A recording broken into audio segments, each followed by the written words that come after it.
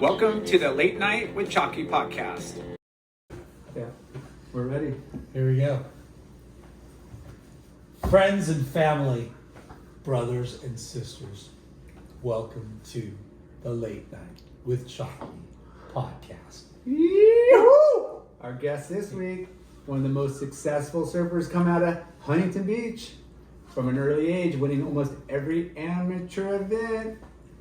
NSSA and USA Team member. He was destined to go pro. He quickly climbed the pro ranks on the Bud Tour right out of high school and found himself competing on the WCT within a couple of years. Way more successful than Late Night. Definitely. Juggling a young family and traveling 19 months out of the year was a lot to handle for this young buck over here. So after a couple of years on tour, he committed to stay home and raise his kids. Such a good dad, dude. Freaking guy. He took his competitiveness and drive and searched and took risks to find the right career. From loan officer to buying and running a Pro-Am surf series to a surf industry rep to now owning his own pool service company. Woo!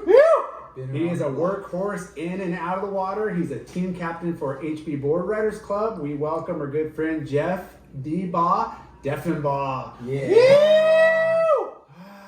Captain America. Captain America. Yes. D-Baugh, Yes, sir. Dude. thank Yeah, you for you made it. making our show. I made it. This is long overdue. Yeah, he lives around the corner, man. We've been tracked this guy down forever. That's what happens when you're friends, dude. You Yeah. you just You're an put afterthought. Yeah, you know. We'll get I him know later. That, Yeah. I know that guy. But Yeah. D-Baugh, the name of your pool service, what's it called? Oh, it's ART Pool and Spa. ART Yeah, Pool and so I bought my uncle-in-law's pool service, and that was the name that came with it, so stuck with it. Yeah. Ah. ART as far as I know, I think it was, his name's Tom, so there's a T in there. His son Austin and his son Reed. Okay. So it has to be Hard. Yeah. Nice. There you go. You know, That's you always rebrand it, but hey, if people want to go, Yeah, how do they reach you? That's all good. the art of pool cleaning, bro. Yeah. Ooh. It is actually not good. Yes. You are our pool guy, our personal pool guy. Lar, No, you're not? I'm not. I know. I What feel a really barn, bad. dude. Well, he's already, yeah, but you know what? He already had his pool. It's before really- right before. Like, Yeah. so If it's really if difficult. it's not broke, don't fix. Yeah. You know. So if Yeah. people wanted to hire you for service, Don't call me. You're too busy. you're too busy already. Or how about if there's yeah. somebody If- that's yeah. looking to get Look, I into the have- business and yeah. you're like Yeah. willing to take For somebody sure. under their wing and show For them the sure. ropes, you're good with that too. Absolutely. Do you have a website or do you want I to don't have a website. I don't advertise. Yeah. I've got plenty of work. just word of mouth? Just Yeah. word of mouth. It's all referral biz. Okay. That's the best And business. that's- So if anybody wants the art of pool service, Yes. hit up Late Night with Chalky, and we'll we get will you- put you in touch with Jeff D-Baugh, Deffenbaugh. Yeah. Well, remember though, I live in Huntington Beach. Yeah. I don't really like to. We can't go to Germany? Can't go too far off the zip Hey, code. we got the sweet pool in Corona. Can you make it? Yeah, I'll forward that. Keep it local. So what's your farthest? I really don't go that far. I go Huntington, Fountain Valley, dip my toes in Westminster. That's really it, man. no Newport, no. No, not right Yeah. now. But we've got a good circle of friends that do. Yeah. Really good. All right. Well, So it's a tight knit Tight-knit. industry. You guys know a lot of people and share resources Dude, I'm doing almost and 90 pools in 1 week, man. I can handle it. Yeah, Going that's a lot. driving too much further. yeah, Dang. yeah. Yeah. I might need Well, an that's assistant. a Dave. killer little business that you're That's- your own boss and 100%. I mean, Yeah. that's why I adventured that direction. yeah. Well, let's go back in time. Yeah. Yeah. Where did D-Baugh start and find surfing? So let's Bring it back. Way back. In Way time. back. Way back in time. Well, I have an older brother, Barry. He's only a year and a half older, and we both. Our mom moved from Kansas City, Missouri. We were real little. We were like, I think 4 or 5 years old. But there's a point where. So you were born in Missouri.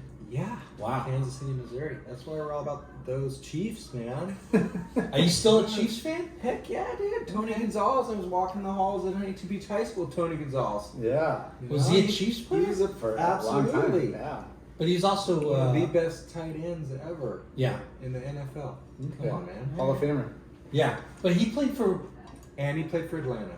Yeah. and But the Chiefs But was he- where he made, like, his made his mark. name. Like Okay. 12 years, 15, a long Maybe. time. Like 12 Absolutely. And years. he's an HB grad. Yeah. Oh, yeah. Yeah, yeah. So, The show's not about Tony Gonzalez. Yeah, I The know. show's about D-Baugh. I'm just telling yeah. Okay, so born, you and your brother were born So- in Kansas. Yes. Kansas City. Kansas City, Missouri. Yeah. And what was the move out here for? Like mom just Mom wanted to- just, you know, California. was like, you know what, she was actually from West Virginia. Met my dad. I don't know exactly how they met. Somehow moved to Kansas City, had us, and things didn't work out, and she moved to California. And I'm guessing she wanted to, I mean, from the stories of my aunts was, your mom wanted to move somewhere where the beach was in the name of the city. Hey, perfect. So ended up in Huntington Beach.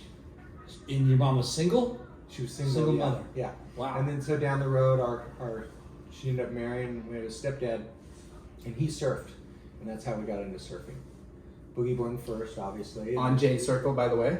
Yeah, J Circle. Yeah. Became friends with Lar a few years down the road from that. But yeah, dude, and that's where it all started. So we were So your stepdad, our stepdad. Yep, okay. was What do you think weekend warriors. You know, like to surf. and all 8, that. 9, 6? Like what I age? was the first. Yeah, my first real surfboard was at 9 years old. Awesome. So you were like 5 years old when you moved here? I was 4. 4. Barry was 5, almost 6. Into Huntington Beach. Correct. Okay. Yep. And then He's a little slow. well And he's putting it all together. Just well, kidding. he was 4 and now he's 9 Yeah. learning how to surf. What happened? Yeah. What happened between Yeah. them? Yeah. I don't. You know, I can barely remember what happened yesterday. You guys can hear the things. So Well, definitely. I mean, we were young and we played soccer. We were BMXing. We were skateboarding. Yeah. Dude, that was I mean, we had skateboards and BMX bikes laying around everywhere. And And what- all of our friends in the neighborhood as well. what's J Circle? Whereabouts is that? J Circles is by Beach in Yorktown. Okay. It was across the street. Okay. So, So Off Florida. did you kind of understand at that age? You're still pretty young and not really knowing. You know what I mean? Like you're like stoked because unknowingly Missouri, right, to Huntington Beach. well, when you're California. that young, you don't know. really know. Yeah. I mean, you're so little, right? Yeah. Yeah, you haven't really hit kindergarten. You're not set in school yet. So You're just kind of like it was all new. pretty vague, and I mean, there was small memories of stuff. You Yeah, know, yeah. But at 9 years old, you finally At found 9, surfing. we were surfing, you know, but we were just going on the weekends here and there after AIWSA or whatever the soccer was, and AYSO. yeah, and like I said, I mean, we were always skateboarding and doing other things too, you know, Yeah. for sports and playing around and Being a kid. yeah, being a grown around here. What- There used what- to be fields and stuff. You remember? Yeah, you a guys lot of must fields. remember. We used to have fields in Huntington Beach. Yeah. Wasn't that We used- developed? Yeah, we had all kinds of. What beach were you go to? Like So most State of the Beach or time, like most of the time was the pier, you know. Pier? I mean, we Straight south into the side or pier. north side, straight into it, you know. Back then, that was like, what is that? 1980. I'm Yeah. guessing. Mm-hmm. You know, so yeah. I mean, it wasn't that crowded. That's for sure. I remember being a Grom. There was plenty of parking spaces. There's plenty of Yeah. waves coming through. I don't know if you guys remember, but the pier was different. We had a different different. pier. Yeah. The waves broke different. There Way was better. always an inside shore break for the Groms. We don't really have that anymore, but Yeah. I definitely remember that. And we talked about this over a few different podcasts of like the way breaks, lowers or the pier or different, coastlines have changed over the years. But like what made Huntington great, obviously there's sucked in all the swell from any direction, but the old pier had huge pylons and they're really spread apart because they're so big, and that's just the architecture back then. Yeah. And now there's like they're thinner and they're really grouped together. So it does something with the sandbar, like close to the pier. There's a lot more sand than there used to be. Yeah. So do you remember it being way better? I don't want to say way better. It was just different. Different. It was definitely different, and it was more kid friendly for sure. It was more groms, and just the way the waves. More feel. groms than now, you think? I back think then? so. That's a trip. I think it was more of a group of groms instead of like sporadic Pockets. See, now it's different because nowadays it's like we know, like parents take the kids to the beach, they hang out with the kids, and then driving home. Before it was all about on your bikes or however you wanted to get down. Parent yourself. involvement Parent was involvement not- was- Yeah, there's no parent involved back then. Well, Yeah. it was, but it was more on the weekend. It was drop off. Yeah, Like, it was like, okay, yeah, go for it. See you Yeah. later. See you in 3 hours or Yeah. 5 hours, whatever that was. yeah. Yeah. So what? Your brother's a year and a half older. Was he surfing too? Oh yeah, Barry was definitely surfing. And was he like pushing It was you a lot? competitive, yeah. It was super competitive. Well, I shouldn't say super. It was competitive. We didn't really realize it was competitive, but it was. Yeah. You know, we were always pushing each other. Yeah, it's fun. You're just having fun. You want to one up your brother. Yeah. You know, like every day, every session. Oh, did Yeah. you see that one? Did you see that one? So did Barry get a board first, or did you guys get one at the same time? Or did you have to share one? So, Please tell me you had to no, share one. Good question. Well, when we were, well, the very beginning was just going out on our stepdad's board and trading off. That's how it started, just Yeah. standing up. And once we figured out real quickly, our mom and our stepdad Pat at the time was like, okay, these guys, they started talking to us about getting our own boards. Yeah. And we were like, yeah, we got it. Did you get hooked like We were right off the bat? pretty hooked, yeah. But we didn't live right by the beach like some other people did. So or some of the other friends of ours. So we definitely had a little bit of a further ride on our bike. So it was a little bit more tricky. Don't but- give me that further ride. Yeah. Beach in You all- Yorktown, bro. We know that you didn't live. God. You lived even further than all of us. Jeez so. Louise, you guys are wusses. What do you remember, like seeing kids on the beach that you're kind of like all learning, and then later they're like, you ended up, like we met like a few years later, but who was the group that you and your brother like surfed with? Like anybody? You know? Yeah. I mean, we're still really good friends with, Brian Patch Klein, Yeah. Cabbage Patch, and Yes. Scotty. We were close with those guys. Who we very, very first started off with was two twins that were Justin and Mike Fink, that nobody really knows, but we were really close with them. And they were into skateboarding and surfing kind of took seconds, They're more pushed into aside, skateboarding. and they went skateboard direction. Yeah. I mean, I can't even think right now off the back, who was there? There was, Moits? Who's younger? I'm just trying to think. All I remember was being, Like Mark, Paul Austin. Like were they a little? they were a little bit older, but they I'm were trying to out think there. of, like- I mean, we basically, so Barry and I, to fast forward just a hair, but when we actually surfed for a few years, and in junior high, that's when it really clicked, You always saw Mike Madison out there. You saw Tim Brandon out there. You saw Mark Austin, like you just mentioned. Yeah. Tim Brandon. And then there was an older group of guys, a couple years older. So Albert Taylor. Yeah. Brian Because Lindsay. Colby Outlaw. So yeah, going I mean- back to it when you're just beginning, right? And Okay. it's just like fun and games, right? Like Yeah. you're borrowing your stepdad's board, and you're seeing other kids that are pretty good, right? That are surfing well, Yeah. that are really surfing, not just standing up and trying to hold on, right? Right. And then you start progressing, you get your own board, and now you're getting older, and you're like, damn, my brother's getting better. That kid, Tim Brandon and Well, frickin' oh yeah, and I forgot to mention there was a super grom at the time, Craigie Etchegorian. Yeah. oh, Yeah, and he was 2 years or 3 years younger. I can't remember. He's a year younger than me. I So think. okay, so 2 years younger, but Yeah, he was prodigy. a prodigy. He was I think he was like 7 or 8 years old, and he was getting pushed into waves by everybody.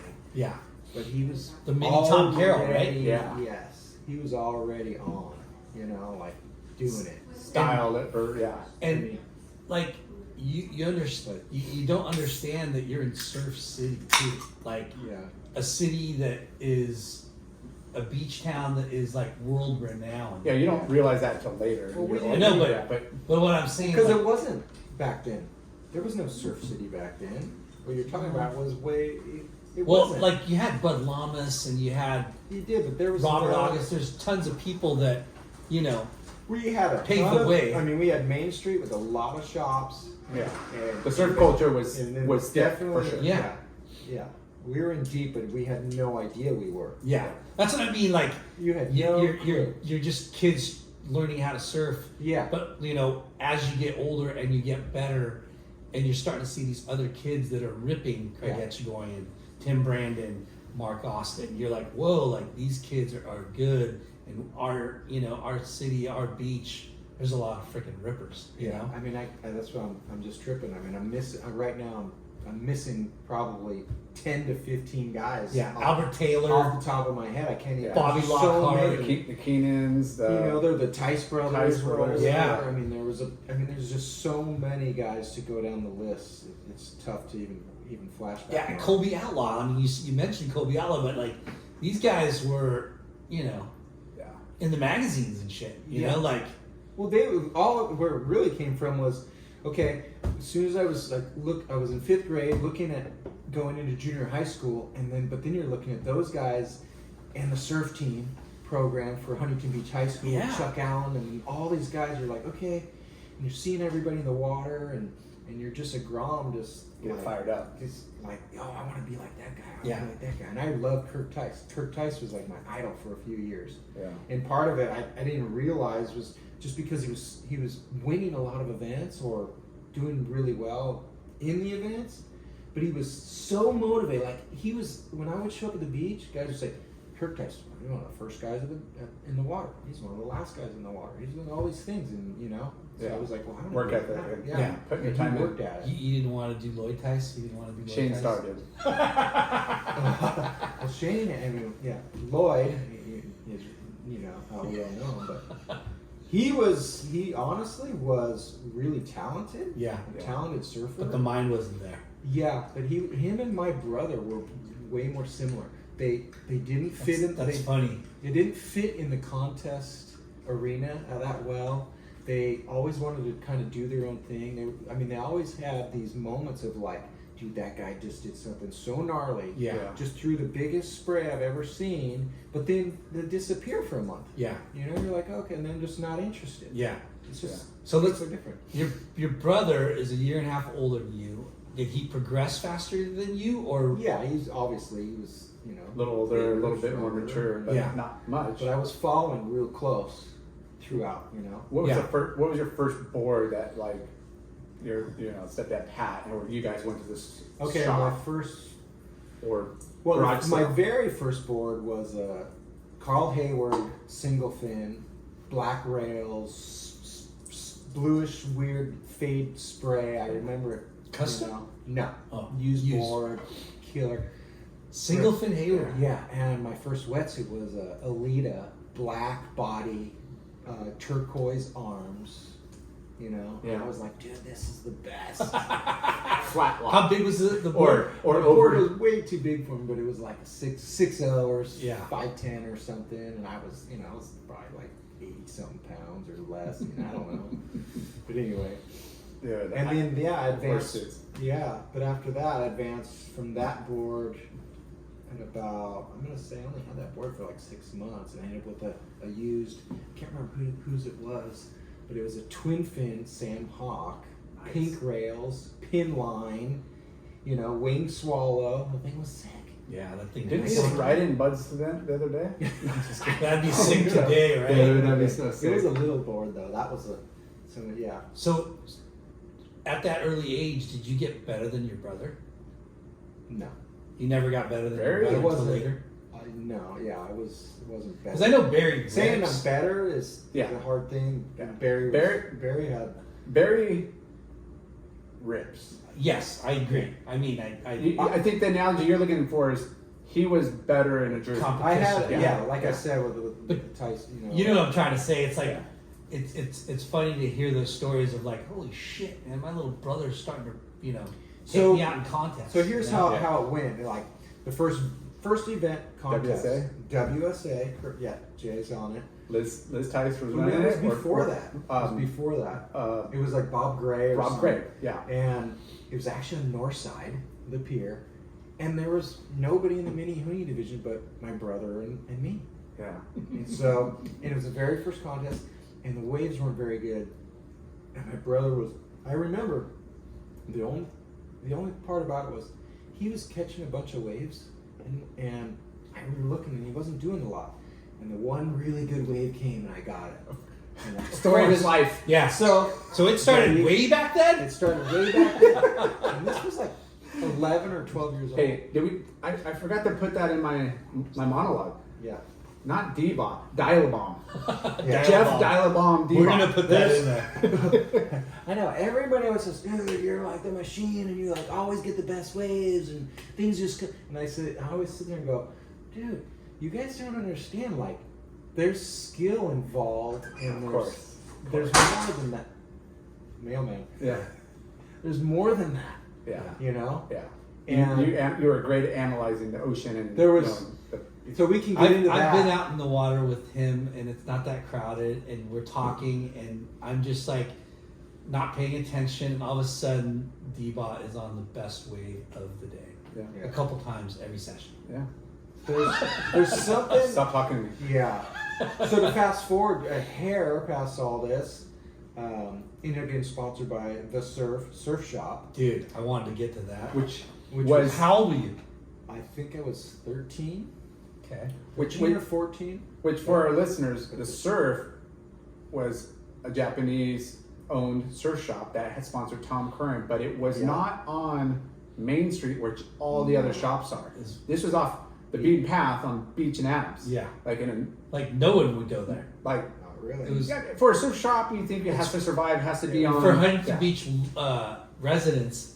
It's where the playpen or pigpen. Playpen. But in Little Caesars, Lacapia. Yeah, by Lacapia, that little center, which is there's no shops there. No. Yeah. But that's what Keto, Kito-san. Keto-san, I mean, and And how did that go about? Like, it really came about from other guys in front of us riding for the surf and saying, "Hey, you gotta go check him out." And Yeah. So who was? It was the guys I already mentioned, like Mark Austin, Tim Brandon, and were riding for them. And there was a couple other guys, I can't think of who off the top of my head, but there's another guy that was like assistant manager in high school, this guy Ronnie. And what was it? I can't remember Ronnie's last name, but anyway, Ronnie was on the surf team and he started working the shop. And so the more you see stickers around and whatnot on guys' boards, you start asking questions. And then when Keto came to the beach one day and started filming you, you're like, oh, this guy's serious, So he started filming way back then. Oh, he was already. And so the draw was as soon as you walk in the shop, you see pictures of Paul Barr, David Barr, who were super famous at the time, riding for Linden surfboards in OP, I think. But there were pictures of them on the wall. And then there was a guy, Suji Kasuya, on the wall from Japan. And then Tom Curran.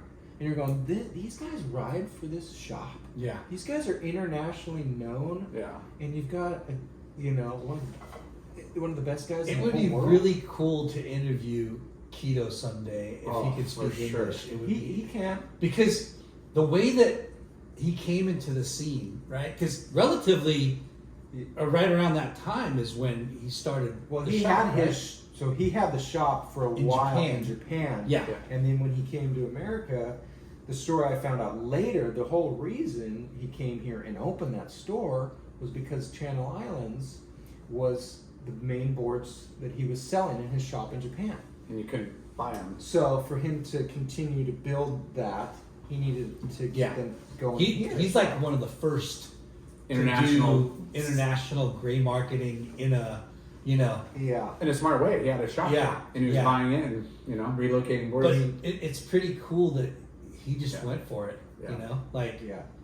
from Japan, knowing the promised land is here. So what was like? And he had a daughter the same age as me, who didn't speak English, brings her over here. She was in my class.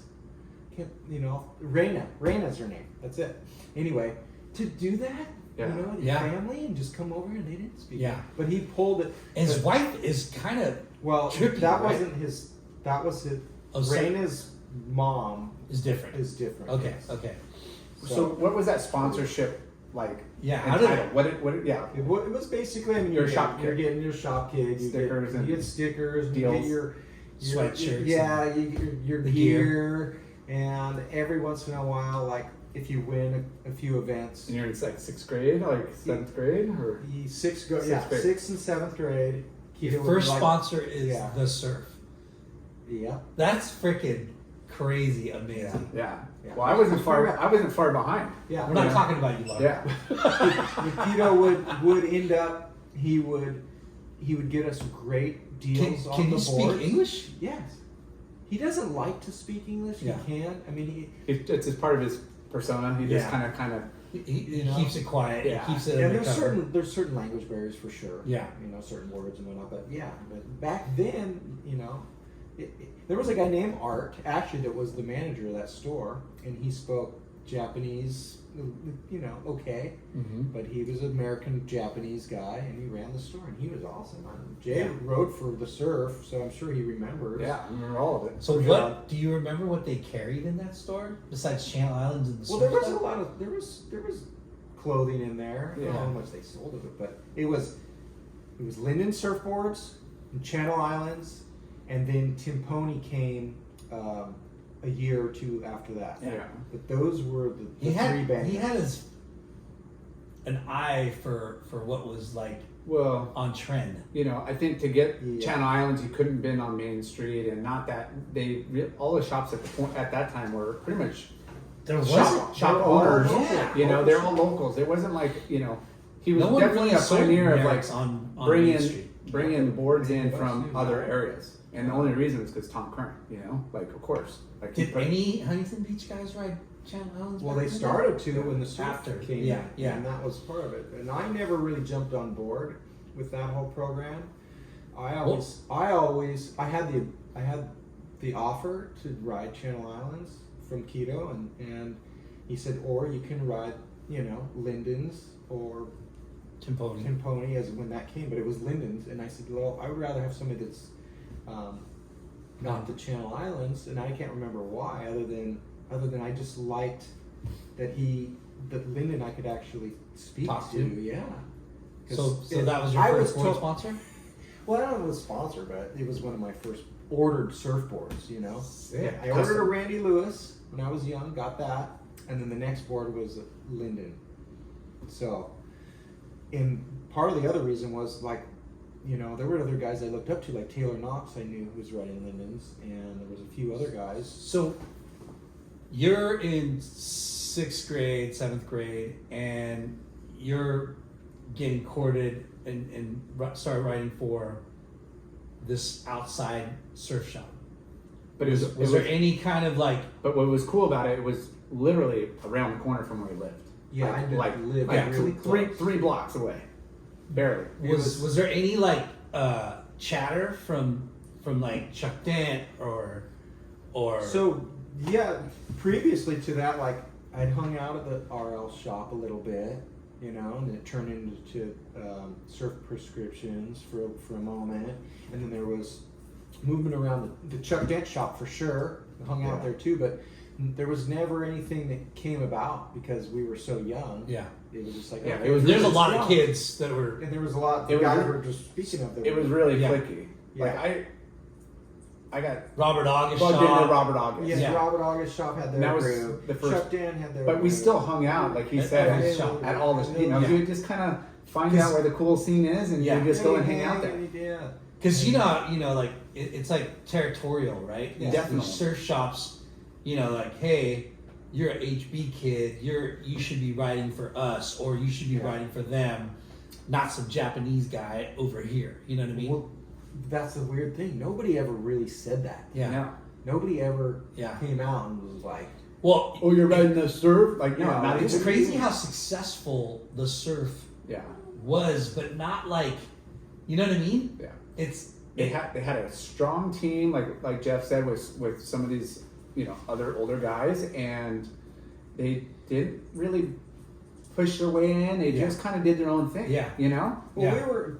I mean, multiple times I was told like, "Hey, we're the B team," and I go, "What do you mean B team?" They're like, "Well, the other guys, like Jay was saying, the RL or I mean, there was RA and there was Chuck Jen and then I can't Ballister, remember. there was Hawk, there was Hayward. Yeah, There's so many local surf shops that they're all puffing their chest, right? They were loaded. People were already loaded, and they were just like, okay, whatever. Like another Groms. And then back then too, it was like, here's some here's this, here's that. You didn't get much. We did a couple T-shirts. But how psyched were you to get on your first sponsorship? Oh, it was super killer. Yeah. It was. I mean, of course you were psyched. Yeah. Now did Barry get sponsored? And Barry too? wrote for Same the time. surf too. Yeah. Yeah. Same exact time. Same stuff. Damn. Yeah, it was I all wanted to hear. I brought my brother on because it was kind of a done deal.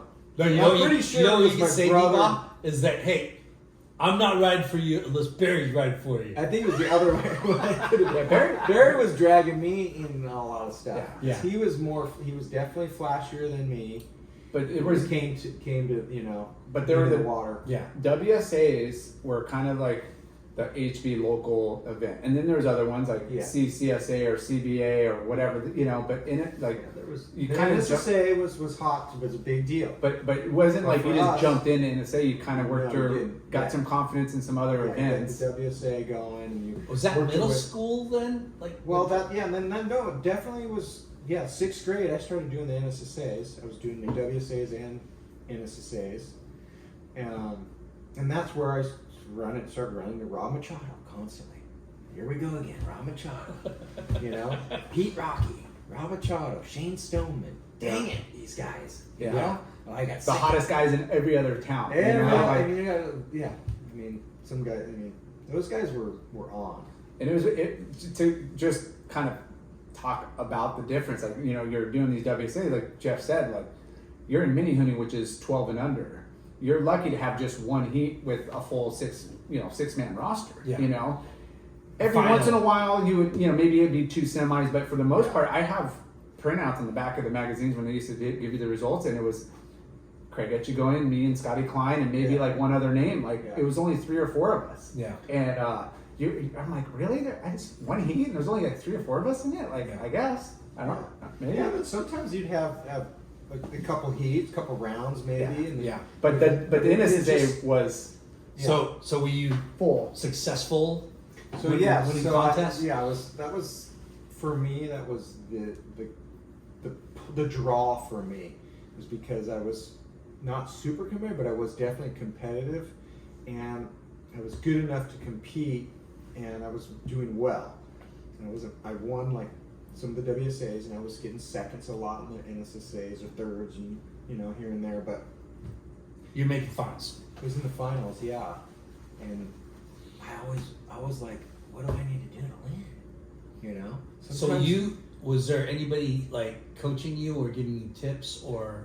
There wasn't a lot other than going to surf class. Even being in junior high school, we were invited to always attend with the high school, HBHS. And it was Chuck Allen. It was Chuck Allen back then. Yeah.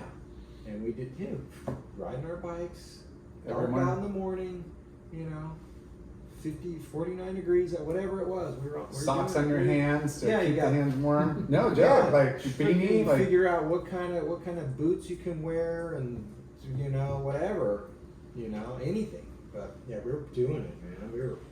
We became hardcore at a point, Yeah. But they did embrace, which I think really why Huntington produces a lot of good surfers. It's because you're instilled like the drive real early. Because like you said, in 6th grade, you're looking at the high schoolers, and like your dream is to be on the high school surf team, and it's like, and it's every morning. You want to show up. Like, if I want to be on the high school surf team, I'm showing up every day as a junior high.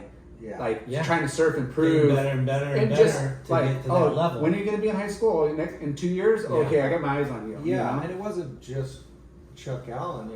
PT started showing up. Yeah. Yeah, PT was our junior high coach. Yeah, I mean, it was. And you went to Dwyer? He went to Dwyer. Yeah. And it was thick, dude, with guys surfing. You know, I mean, we were pretty deep in 8th grade. I remember Jay was in 7th grade. I was in 8th grade. When we got to that point, past being 13, 14, I think it was 14. I don't know. Anyway, so. But it goes quick. Like I don't think we, Was there competition in middle school? So we had junior high school. What was it? What was it called? I'm just guessing it, because you had the NSSA high school division, and we had a junior high school division, and so we competed a lot in junior high. We had a surf team, the whole deal, and we were competing against multiple teams.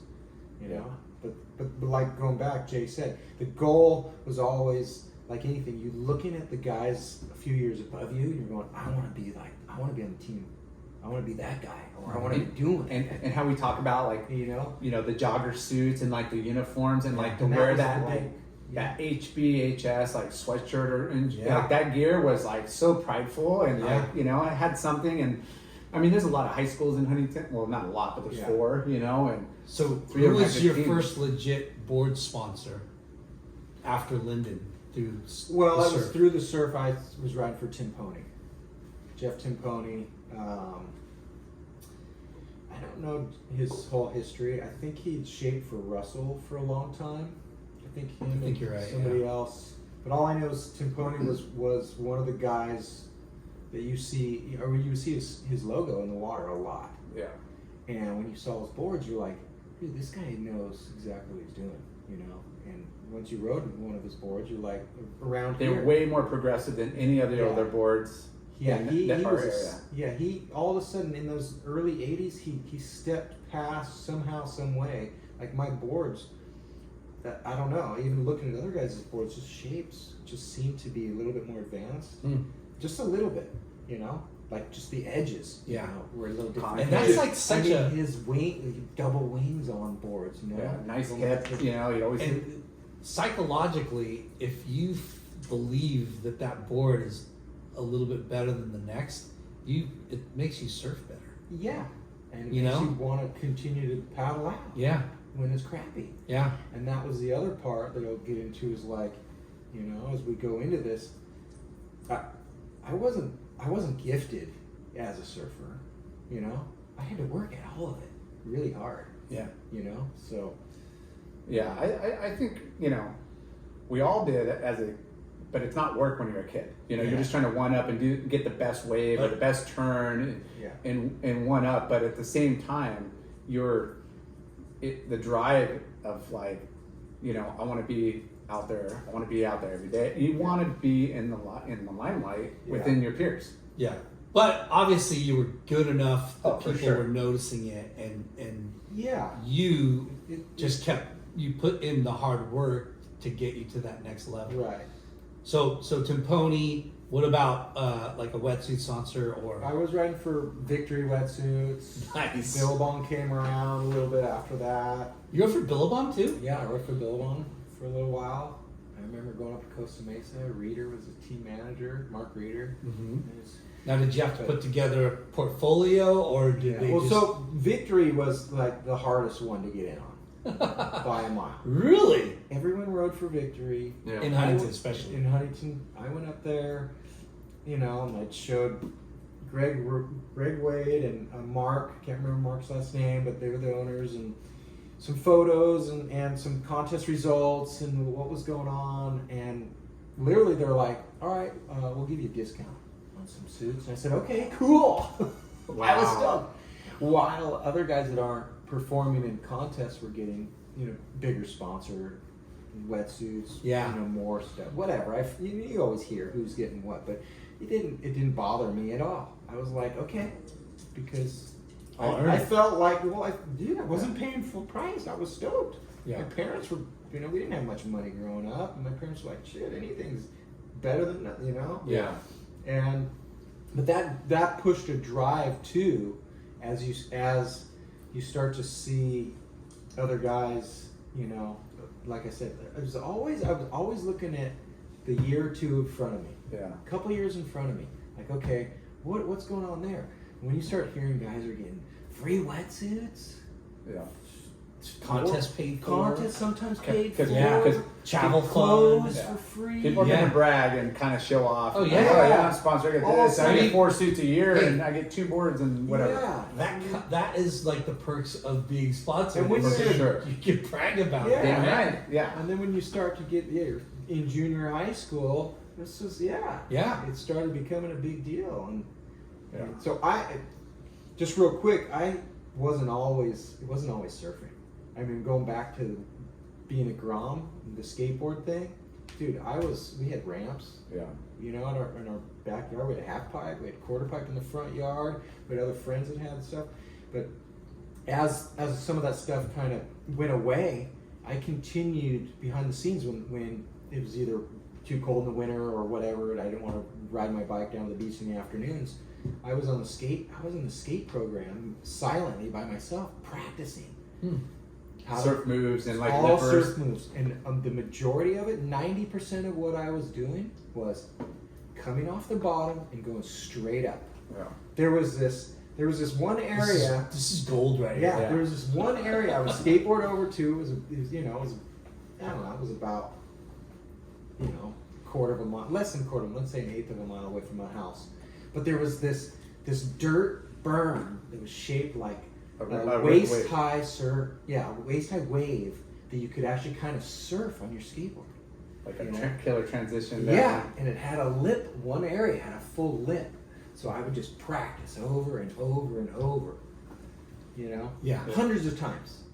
Yeah. Front side, back side, and just then eventually, dude, it became. Yeah. It seriously, all of a sudden I'm doing this. Yeah. On a surfboard. So when again, I'm a little year behind you, and I remember PT at our junior high, and he would kind of get us he's like, I want you guys to go out, and I want you to drop in and bottom turn, go straight up. And I don't care if you fall, and I don't care if you don't make it. I don't want to see you go to pumping down line. I want to see you drop in and go straight up. I want to see you drop in. So, that was what we're programmed to do.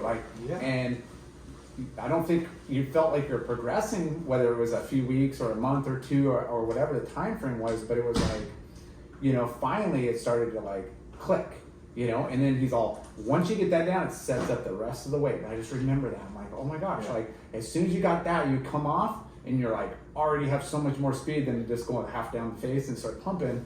And it's funny that you were already working on that on the skate ramps, because that was I think that was a major pivot point as a kid. Of course you just want to get pumped down line and race, and then oh, you're passing up sections, slow it down, top to bottom. And the boards were starting to get, more user friendly. Yeah. Thrusters everyone's riding thrusters now. The boards were getting easier to ride, and everything was happening. But the competition part of it, I was always having fun, but I was still, the competition. I didn't want to enter the contest and lose out early. I always wanted to be in the top 3. Yeah. It became this thing that I was I started getting passionate about. Well, there were 6-man heats. Yeah.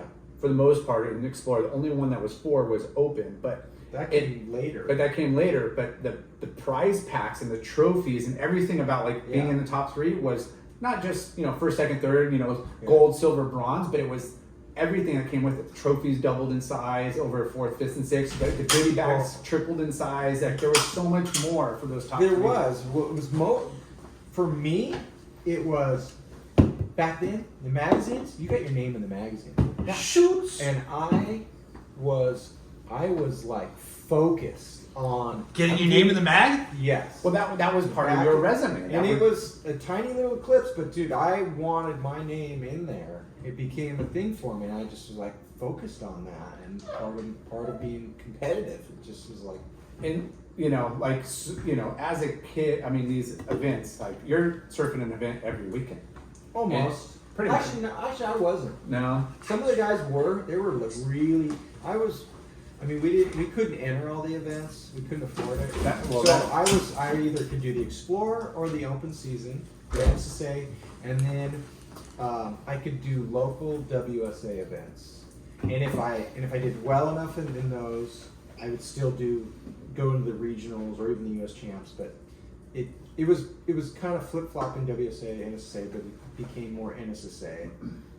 Because as it became yeah. in the 8th grade, out junior high, 8th grade, 9th grade through high school was more NSSA, and WSA kind of changed around a little bit, but it's mostly those 2 contests. yeah, but I wasn't every weekend, It was You're still doing sports and stuff. No, No. not as much, It was Yeah. we were just like I said, we just weren't able. I mean, because It was expensive. it was. I mean, his And mom, then your parent trying like they took us, like We had a big van. die-hard drivers over here. we had a big brown van, Yeah. huge van.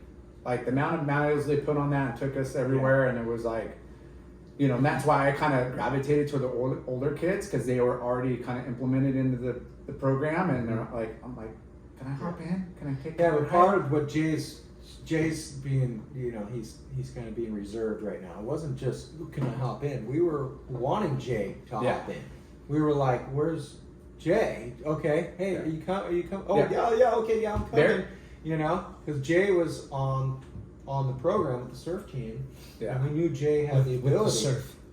Yeah, Yeah, the surf, surf, yeah. but and the junior high school. And right when the surf kind of sponsorship came, like right tail end after these guys started, Barry's like, they had a camcorder, freaking big yeah. Bertha over here. He's all, I'm gonna get you on Quicksilver, and Barry literally like came and filmed, or we all took turns. Like, hey, I'm gonna go catch some waves, and we put down I don't know, a minute or so clip of just some afternoon slop, maybe a morning wave or two, and then scrambled it, put it in, and he's like, yeah, we'll go show this to like Danny Kwok and Richard Wolcott, and Was he already writing for him? Or? Yeah, he was already on them. Yeah. But that's Yeah. and then here's my contest, the book with the contest results, and I write for these guys, and it was at the time it sounds so cheesy, but that's like That's how you did it. but you're being a little hustler, a little businessman. Yeah. But Barry initiated like. So how did the Billabong sponsorship? Was it Reader that reached out to you, or Hurley, or it wasn't Bob. I don't remember, to be honest, 100% how that whole thing unfolded. I think it had a bit to do with Reader just coming on as a team manager and just being at the beach quite a bit and seeing who's who and who's doing what. Yeah. And he invited me up to the factory. He's like, hey, come on, we got a new factory. We got this small. I mean, it was a tiny little place at the time, but it was literally the first year Aki won the OP Pro. Oh And shit! that's when Billabong started to blow up over here. Yeah. That I recall. But I got invited up there, and my mom sent me up there with a little bit of cash, and I paid for some clothes. And Mark's like, yeah, we're looking to get some guys on the team, but right now we're gonna hold on to who we have. But I was stoked just being able to put a sticker on my board though and say, and I was getting stuff for half off or whatever. Yeah. Right? So Yeah. Parents were But so it stoked. took I don't know, about 3 or 4 months, which probably back then it felt like eternity. Eternity. Yeah. Yeah. To get on the team. Like how good did summer feel when you were like a kid? Oh, dude, it was 3 months was like a year.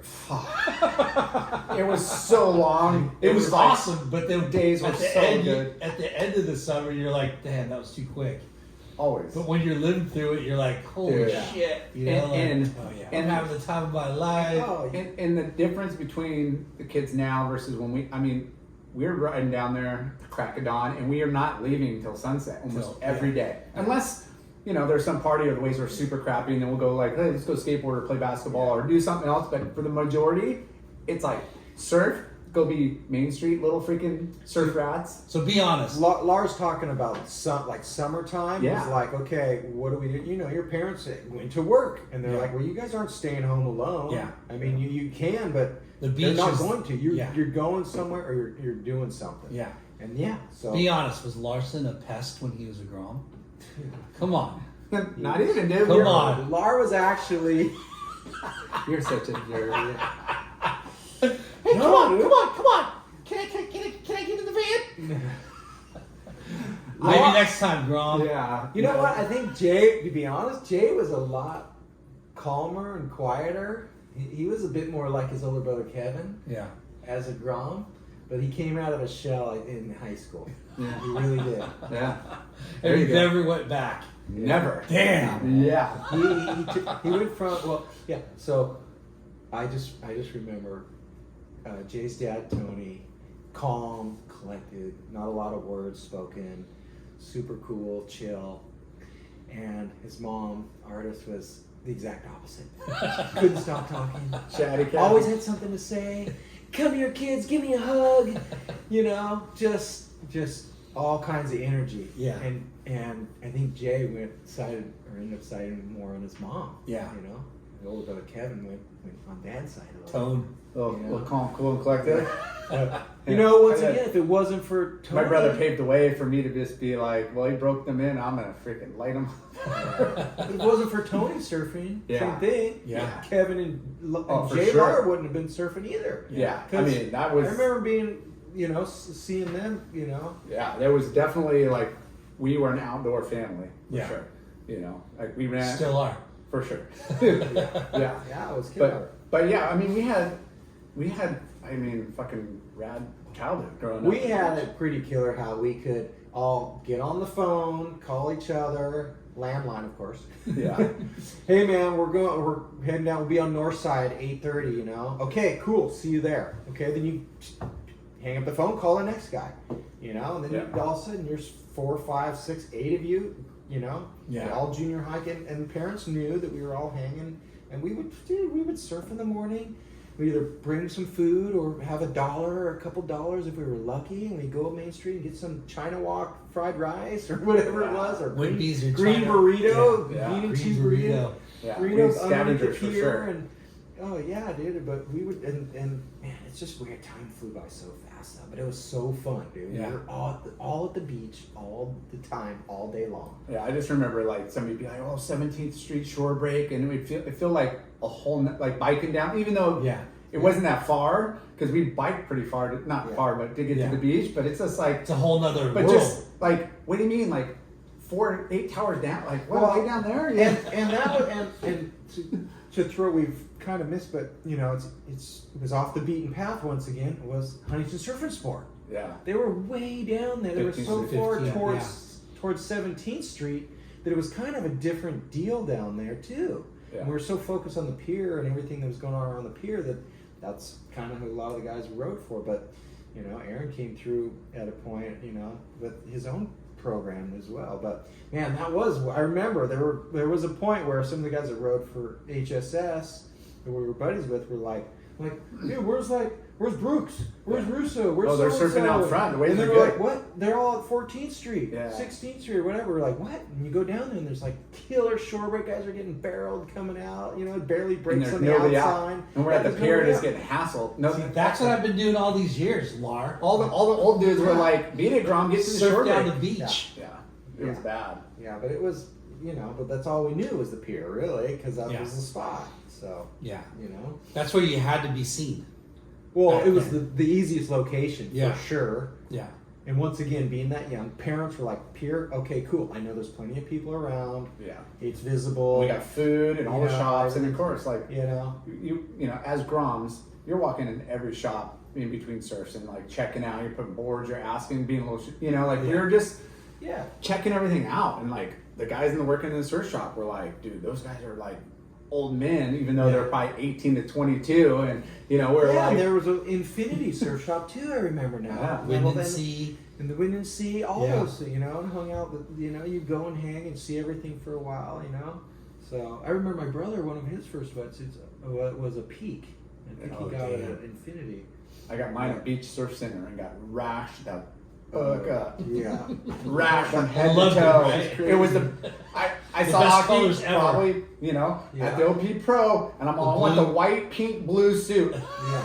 And they didn't fit at all the right, like, Oh my no, sock, it's got like this on the ground. Oh, it's like, all just baggy wrapped. on the armpits, legs don't fit right, but Yeah. most But that wetsuits was- in general, right? But that was So- another, okay, you had surfing. That's a good thing you brought up surf and sport because they were on 15th. The surf was up at Beach and Adams, and then Beach Surf Center was Yeah. at Knoxville and Beach Boulevard across from McDonald's, where the Pizza Hut and the tattoo shop is. Yeah, it was on Beach Boulevard in Yeah. Indianapolis. And then The That Pulse was of a Surfing? few- so years. then Duke bought and Paul, they bought Yeah. Beach Surf Center and turned it into Duke's Pulse of Surf.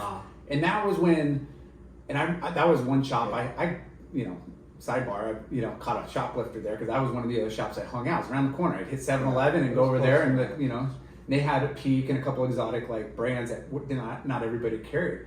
But long story short, like that was like a really cool off the beaten path surf shop that wasn't downtown, and it was just like people, the surf scene was blowing up back then. Yeah. Like the 80s was blowing up, and it was like, It was. yeah. We didn't have any idea what was going on, but it was full throttle. Yeah, because Come you're to find out later, like, We didn't know. Talk about- Quicksilver was dominating. Billabong was hot on their tails, and Yeah. there was just, everybody else was. And jumping Gotcha in. was around. Rip Curl was huge too. yeah, From they were coming in hot. yeah.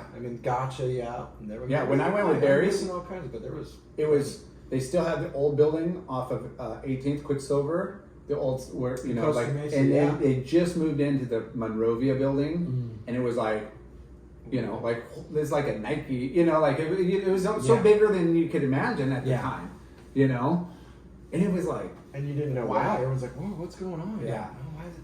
So it was, you guys, as Groms and the U.S. Open, would So come the around OP every year. Pro. OP Pro, sorry. Yeah. OP Pro. Which OP Pro do you remember? Like, Yeah. the Riot, 85 Well, or the Riot was a big 86 or whatever. I think that was 87. I don't know. That was Are a you big check? one. Yeah. Well, what I remember the most was, I think it was the very first one. I remember Joey Baran, Tom Curran surfing. The waves weren't very good, but I remember how stoked I was to be right there down on the beach watching, and it was insane. Like, oh my god, it was good. And I remember another year too, being up on the pier watching. 86. I remember watching Michael Ho. I remember this vaguely. It was like Michael Ho in a heat. I remember watching all these Hawaiian guys. It was like I watched Michael Dane. Ho, Dane Kilot, Hans Heaterman Yeah. was big, and then but the big one who I wanted to see. No, Potts was young and he was ripping, but MR had won his 4th world title, Oh, and I oh, had wow. to see this guy again. I've seen him multiple times, but dude, I was blown away how smooth that guy surfed. Yeah. It was insane. Now, He how was wrong. stoked were you guys when the Dude. tour would come into town and you'd be surfing on Northside? Oh, we watched it from Northside. We come Yeah. to the beach. Yeah, you were just. But I mean- you'd see like the who's who of surfing come to Northside. Yeah, they'd Yeah. come and do a couple warm up waves on Yeah. Northside before they paddle through for Yeah. sure. Yeah, you see all these guys. So NSSA, your amateur days, like what was your top? When did you start like going? Oh fuck, I'm really Well, good. it was already through those younger years. I knew that I was capable. I was doing well. I was making the finals quite a bit. It was more. Were you starting to get more- better sponsorships too? It was a little bit, yeah, but it was more about like the trophies start stacking up, Yeah. And it started Earlier, winning. you were saying getting your name yeah, in the magazine was Yes. like a big driving force for you, right? right, Okay. yeah. So the drive, And the so performers thing, right? Yeah, Yeah. they post a couple pages of all the contest results. which So was what huge. happened with me was back to the high school surf team. I was a freshman, and that's when Coach Andy Verdone had Taking had over. come on, taking over for Chuck Allen, a football coach that we found out, obviously, and Full he had job. a different, he had Full- a different mentality But a he little bit. surfed. But he surfed, yeah. Kook. But it was he was definitely more competitive about all of it, That's so funny. and he made it For surfing. For surfing, Yeah. and he made it those rules like. Chuck already had rules like, okay, you guys got to run down the beach and paddle Yeah. down the pier, No, But we had half the time, guys didn't do it. No, nothing ever You happened. couldn't check in. You had to do calisthenics and So run. with What grade were you in when he took over? Right? I want to say 9th grade. Okay. So He right might at the have been- beginning. I could be wrong. Maybe I was at 8th or not. Well, all I know is I was in 9th grade, and that was the coach. But he was super serious about the timing. You know, You gotta surf think that class he's- starts at 6:15. You he's- guys I'm here. You guys better be here. But he's taken over a really prestigious, like, Yeah. #1 team. Yeah. He's not like he's not Chuck Allen. Like, Right. he's got to really come in with this, Yeah. Yeah, and he's Like- sheriff in town. for sure. Yeah. Yeah. And he got a ton of heat. Oh, for for sure. sure. By so many of the surfers and guys that already graduated, and even some of the parents. And it was I'm guessing Well, you guys it was had a a- really tough thing for him. You guys have a reputation that he needs to Yes. keep up. Right. He's got to fill some big shoes. Right. But Lyndon, when he said it was lax, like we had to do pier Yeah. paddle in this, He it was went in overkill. push-ups, sit-ups, dude, like calisthenics, run, and you couldn't check in and get marked off until you Did all of that. Did all that and Yeah. and paddled the pier and came Yeah. in. And then it became a kind of a race. Everybody wanted to Yeah. finish and first, and he became kind of a- really elevated the work aspect. It did, and he had spies everywhere, so you knew that. You cut one piling, You couldn't done. cut piling. Everybody was telling on everybody, and it was true, dude. You couldn't. You know what I mean? So you're doing it or you're not. Or you're checked doing in. it. Yeah. But that was part of the surf class and surf team program. But the whole thing was he put it in perspective of like, if you want to do it, if you want to do this, do it right, do it 100%. Like and he would always say like, you guys, I'm here at 6:15. Yeah. Why aren't you here at 6:15? You know, and even when it's dark out, whatever, he's like, hey, we're gonna make this is a team, and he always said team. Yeah. And he also would put it out there where it's like the guys that were ahead of you, he's like, so and so is this and so is that. He's like, but he would say, these are the good qualities and these are the things they could work on. Yeah. And so he's like, you find out what you need to work on first, you know?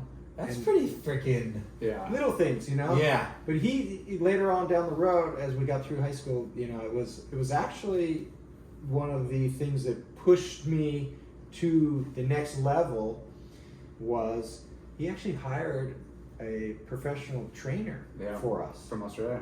Yeah, from Australia. This guy Peter Duvier.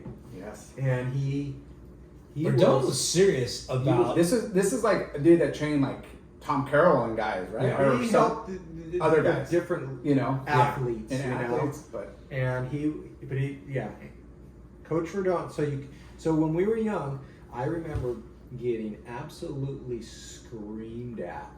I called by an Aussie? by Verdone? Mr. Verdone because I said, "Hey Verdone," what he said, "You don't call me Verdone. You call me Mr. Verdone, or you call me Andy, or you can call me Coach. You do not call me by Verdone." And he literally takes your board and throws your board on the ground and says 20 push-ups. You know? You can call him Andy.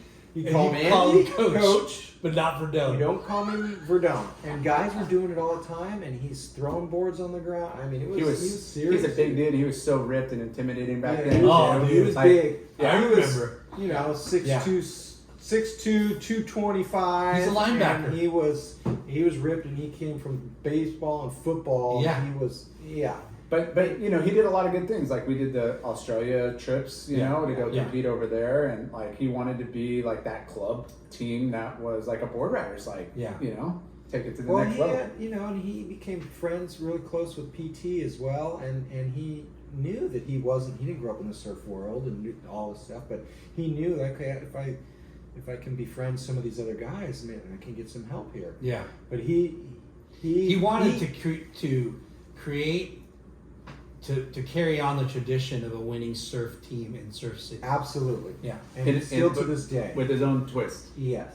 And he's competitive, but he was capable later on. I didn't know what was going on, really, when you're still a teenager. You think you know it all. But when it came to that whole training thing, like, I'm like, okay, yeah. There was a group of us that we were advancing, you know? And he was like, look, you guys, I'm wanting this to be more than just the surf team. Wow. You know, Yeah. it's like, this is what can, you know, you guys are good at what you do. You're great surfers and all this stuff. And he's Yeah. like, but he said, I remember him saying it and some other guys saying, he's like, you're good in California. He's like, how good are you in the United States? Yeah. How good are you in Hawaii? He's like, you know what? It's like, we got a whole group of guys coming from Australia. Let's see how good you are against them. Yeah. And then we'd gone to Australia. Anyway, it became a whole thing. He basically globalized it in a way. Huntington Beach surf team go on those trips before Verdun? No. Oh, no, we would only go to Mexico. Yeah. Just as a surf team or surf class like trip. Yeah. And I only went because my brother was in high school and I was in junior high and I was able to piggyback. But Verdun was the one that did the.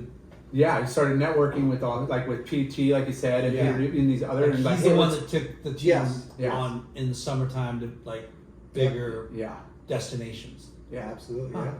Yeah. That's pretty cool. Really cool. Yeah. And as a kid, and again, like D-Baugh can contest to this, is we're going over to Australia and we're doing 1,000-mile like journey, in 3 weeks. Like every other day we're driving a couple hundred miles to the next town. We're going from Sydney all the way up to Brisbane. Yeah, whatever, however like this. It's like going from San Francisco maybe to like San Diego. Yeah. It's pretty far. Yeah.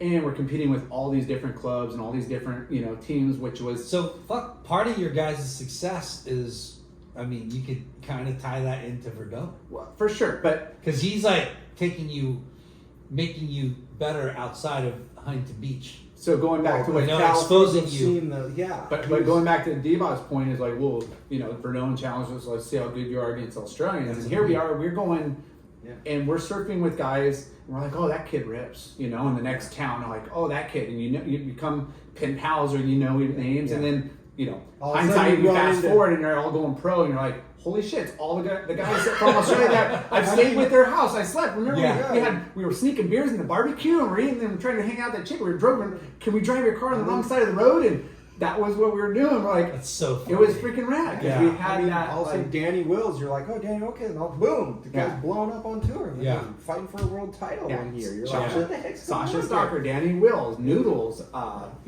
Prestige, All kinds of like guys. Mick Lowe. I don't even know. There was a freaking. That's so Yeah. funny. Mick Campbell, all these Yeah, guys. Mick- dude. like- But for Verdun to be like a jock coach, Yeah. to take surfing on and like Yeah. elevate it, really. Because Chuck Allen, he was like the man, right? Everyone loved and revered Chuck Allen because he did a lot of good things. Oh, dude. But it's Started cool in that NSSA, Verdun, and we kind of know this, but not, no one really talks about this, how Verdun really stepped up to the challenge. For sure. Of making sure that what Chuck Allen did didn't fall short. And not even that. And I don't want this to be all about Verdun because we got to get back. Show's to not about Verdun. But I just want to highlight a couple more pieces that really influenced us growing up. There would be occasional Last Friday of the month, we do auditorium or whatever. We bring donuts. We watch a surf movie, or he would do get pro surfers and Tom Curran and other pros would come and talk to the class, and we're in the auditorium, and then that was super influential, because you got to meet and greet with fucking the best of the best. Heroes, yeah. And then when it came to our yearly banquet at the end of the year, and we're talking a surf class with 100, 150 kids, and now you're talking parents, grandparents, or whatever, because you're it's like a PE class, but yet you get a letter if you're on the team, and and he would make all of us Stand up you and make a speech. you got 2 minutes. You better prepare. You're going up, and the Well, I mean, he didn't tell you when, though. but you know what I mean. You didn't know when. You just knew that at some point You're getting called probably up. getting Every called single up. person? and No, the team. The team, The okay. actual team. no, There was a. I had to go up. There's Because about. you're on the team. Yeah, the team guys. Yeah. 12 or whatever there was. Yeah. It was You would have to more. go It up was and do more a 2 like minutes. that. And he always Well, he would just let you. he'd put you on the spot. Yeah. And here's the Be mic. ready. You're on the spot, And be you're ready. like, oh gosh. For sure, have something prepared. Be ready. It wasn't like you have to fill 2 minutes. It was pretty loose. I mean, but, guys are like but trying to Verdun hide is under amazing. But he would be like, look, this is communication, and he was always when we go to Australia, it's all respect, and you don't do this, and you don't do that, and you don't drink, and you meet people, and you stare them in the eyes and shake, and we talk about mentors and people that are very influential on how to respect others and your elder, but just how to be a human and, you know, greet and shake, and he was all that. That's all awesome. the time, That's you know? awesome. And that's what, you know, again, he rubbed a lot of people wrong, and he was tough, and he was, you know, kind of a freaking jerk and, you know, ass, and I watched him pick up. He probably would have knocked me out, but he went to Barry first because I was a freshman, Barry's a senior, and we're in Australia, and we ended up surfing into this contest area, and he lit us up. It was a lot of the we don't break the rules. Like he would just be like, this is the easy, you guys, and then you break the rules. He's like, there's consequences to breaking the rules. You know that, right? And you're like, what? Huh? He's like, yeah. All right, take your leash off. You're like, what do you mean? No, you're not wearing a leash the rest of the time. You know, like, or whatever it was. But at the same point, it's got to be fun on his side too. You know, like he's probably there was a point to it, you know. But he at the same time he made it. It was still fun, you know, and it was still life like lessons this. that you are looking back at today, going, wow, like. You look back at some of the you're guys terrified having to go talk and be the freaking center of attention, and you know, and then now it's like the best thing that could ever happen for sure. And then some of it too is exactly the life lessons of us becoming adults. Like he was basically trying to say, look, you boys becoming men. Well, guess what? This is what you got to do. Guess what? That's so rad. And again, we need to get him on the show and really talk about it too, because even the alumni that gone on, and he's really hard on the kids. You need to stay in school. You need to get good grades. It wasn't just like, oh, I'm only gonna, you know, just surf. He was all about like, you gotta get back. Out of the hundreds of kids that come through this program, there's only a couple, and you could say like, oh, there's like this many that have really been able to like make money, you know, career, you know, us too, you know, more him than you. But he's really, late night made good money. But he's really good about like telling the kids like, look, this is fun, this is great, but you got to stay in school and, you know, find a career. And he's always asked me, you know, to come back, or other people that I know. It's like, hey, come tell him your story and inspire him to, like, you know, maybe we should go do a late night and talk with their surf class. Anyways. Wow. So going back to NSSA, D-Baugh, you're starting to light it up. So, well, starting to, or was starting. This is where it comes. Oh wait, so is it? It was. Which is in NSSA men's, it's 13 to 15 boys. I can't or remember junior. what it was. I think it's junior. All I know is I got to the point where it was the U.S. Championships, and it was WSA invited, NSSA invited, I think, different groups. But all I remember was 1989 semifinals. And one side was Taylor Knox, Pat O'Connell, Kelly Slater, Josh Bradbury, Shane Stone. I think Shane Stoneman. And there was like two guys that Isaac Kinashura, I think, was one of the top guys from Hawaii. David Gonzalez was it? Gonzalez. Yeah. Big boy. I can't remember. And there was a few other. Oh, it was Danny Machado. Oh yeah. And from East Coast, and there was somebody. Rob Machado. Yeah. Okay. I ended up coming through at one of those semifinals, and into the final. Dude, Oceanside jetty.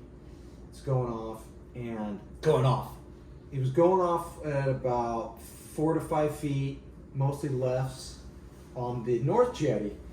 But it was 6-man heats, so it was tough, and you're battling for everything you could get.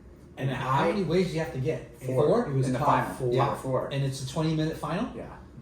And I don't even remember, it was 20 minutes for 50. All I know is 6-man final. That I was super duper focused on being super aggressive. I'm not the biggest guy. I wasn't the biggest kid. Yeah. And I knew Machado had all the skills, and I knew like Stoneman had the style and the finesse, and always seemed to be on the great waves. And Machado as well he was like a step above everybody. And I think Bradbury was in the final too. But anyway, all I knew was my aggression came out, and I won over a couple waves on Rob. and I won over a wave on Stoneman that those guys would have won the final.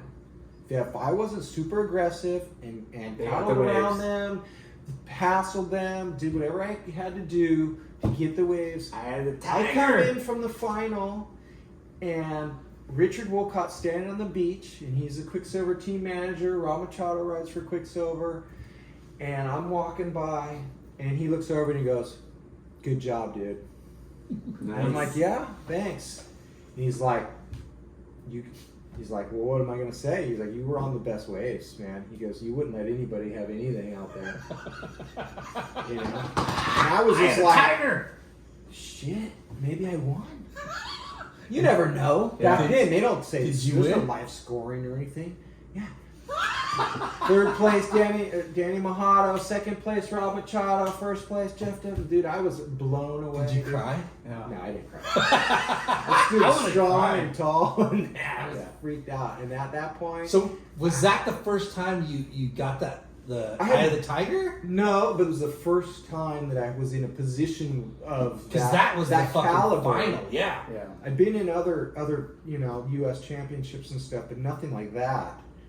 With that type of roster of guys, Yeah. it was just gnarly. But when Gnarly. you get to that point, and I was just like, "How am I gonna? I'm not the best The surfer tactician over here, you the know? Baugh. How do I win this?" And the winning, and I just came out. I'm like, and I was standing on the beach, and I was like, I have to be aggressive. And I just kept telling myself over and over and over. That was in your the water, fucking- I'm like, that was your be angle. aggressive, be aggressive, and I remember even my mom at one time was like, "It's okay if you lose because you went for it. You know, you can go for it." That's Yeah. That's You know- that's my problem over here.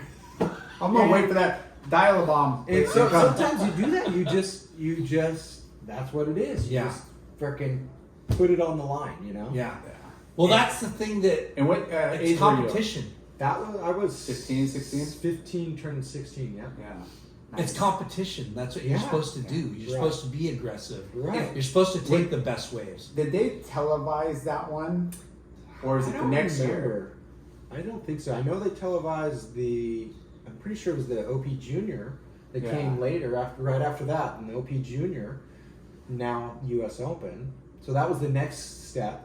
That The junior event. series. So The juniors. back to that win. Yeah. You're on the podium. Your name gets called for first place. Yeah. What did that do for your confidence? And then like what did Sponsors, everything. Yeah. Like- What happened after that? Like, I wish I could. I don't remember exactly what happened. but were you I like? knew, I knew at that point, right? Yeah.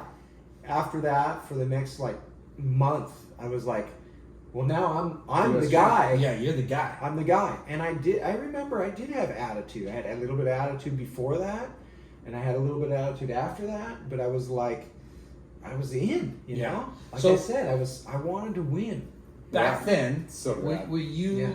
Was there pros in town that you were like, I want to be a pro. I want to be like that. Oh, for Yeah. sure. I mean, we Yeah. had Bud Lom and, like you said, Well, Colby. Bud I was was like, past, yeah, but, it but was- you know, they were, yeah. you know, That was the whole group. But you started aspiring to be a pro surfer someday. Yeah. So at that was where I really was like, okay, I can Be a do pro this. surfer. Yeah. That contest. That event pushed me past like, okay, well, I'm gonna keep doing this because Yeah. you know I love doing it. This Well- was like, okay, I could compete and actually make money at this later Yeah. down the road. Well, it's kind of crazy when you were saying you're on the beach and you're saying to yourself, I can't surf as good as these guys. What do I have to do to win? yeah, Right?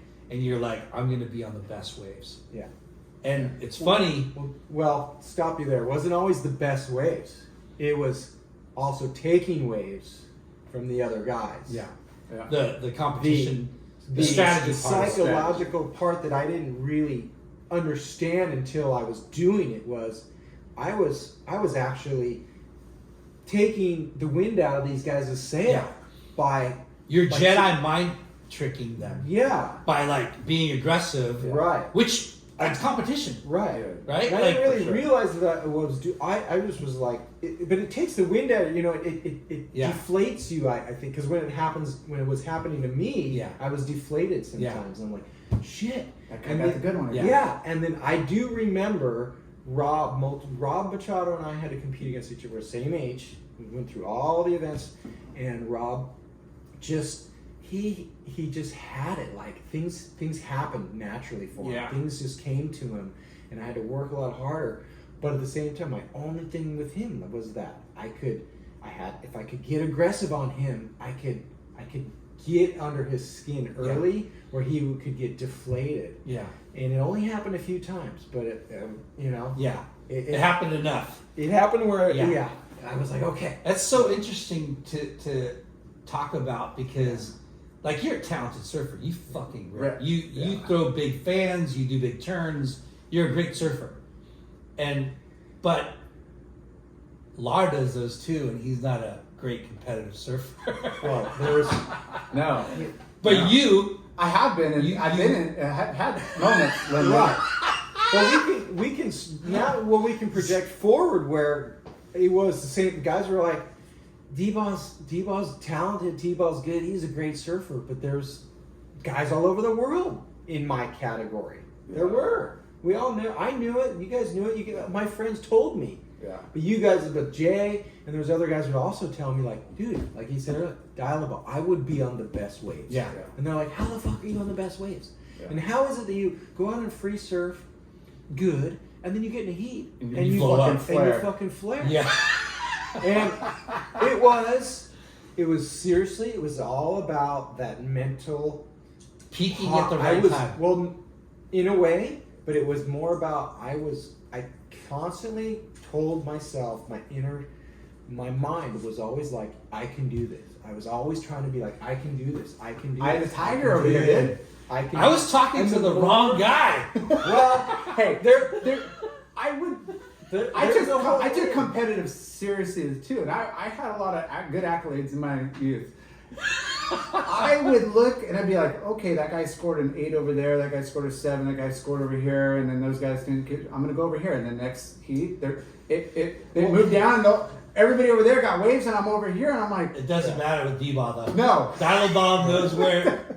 Dial-A-Ball doesn't know where to sit. The waves know where the Dial-A-Ball sits. I knew this at the U.S. Championships in Florida because it would rotate the coast. Yeah. And I went to Florida, my dad chaperoned me and Dan Horgan. And of course, we're at Sebastian Inlet, and it's like, at best, thigh high, waist thigh high. And it's killer and sunny and beautiful.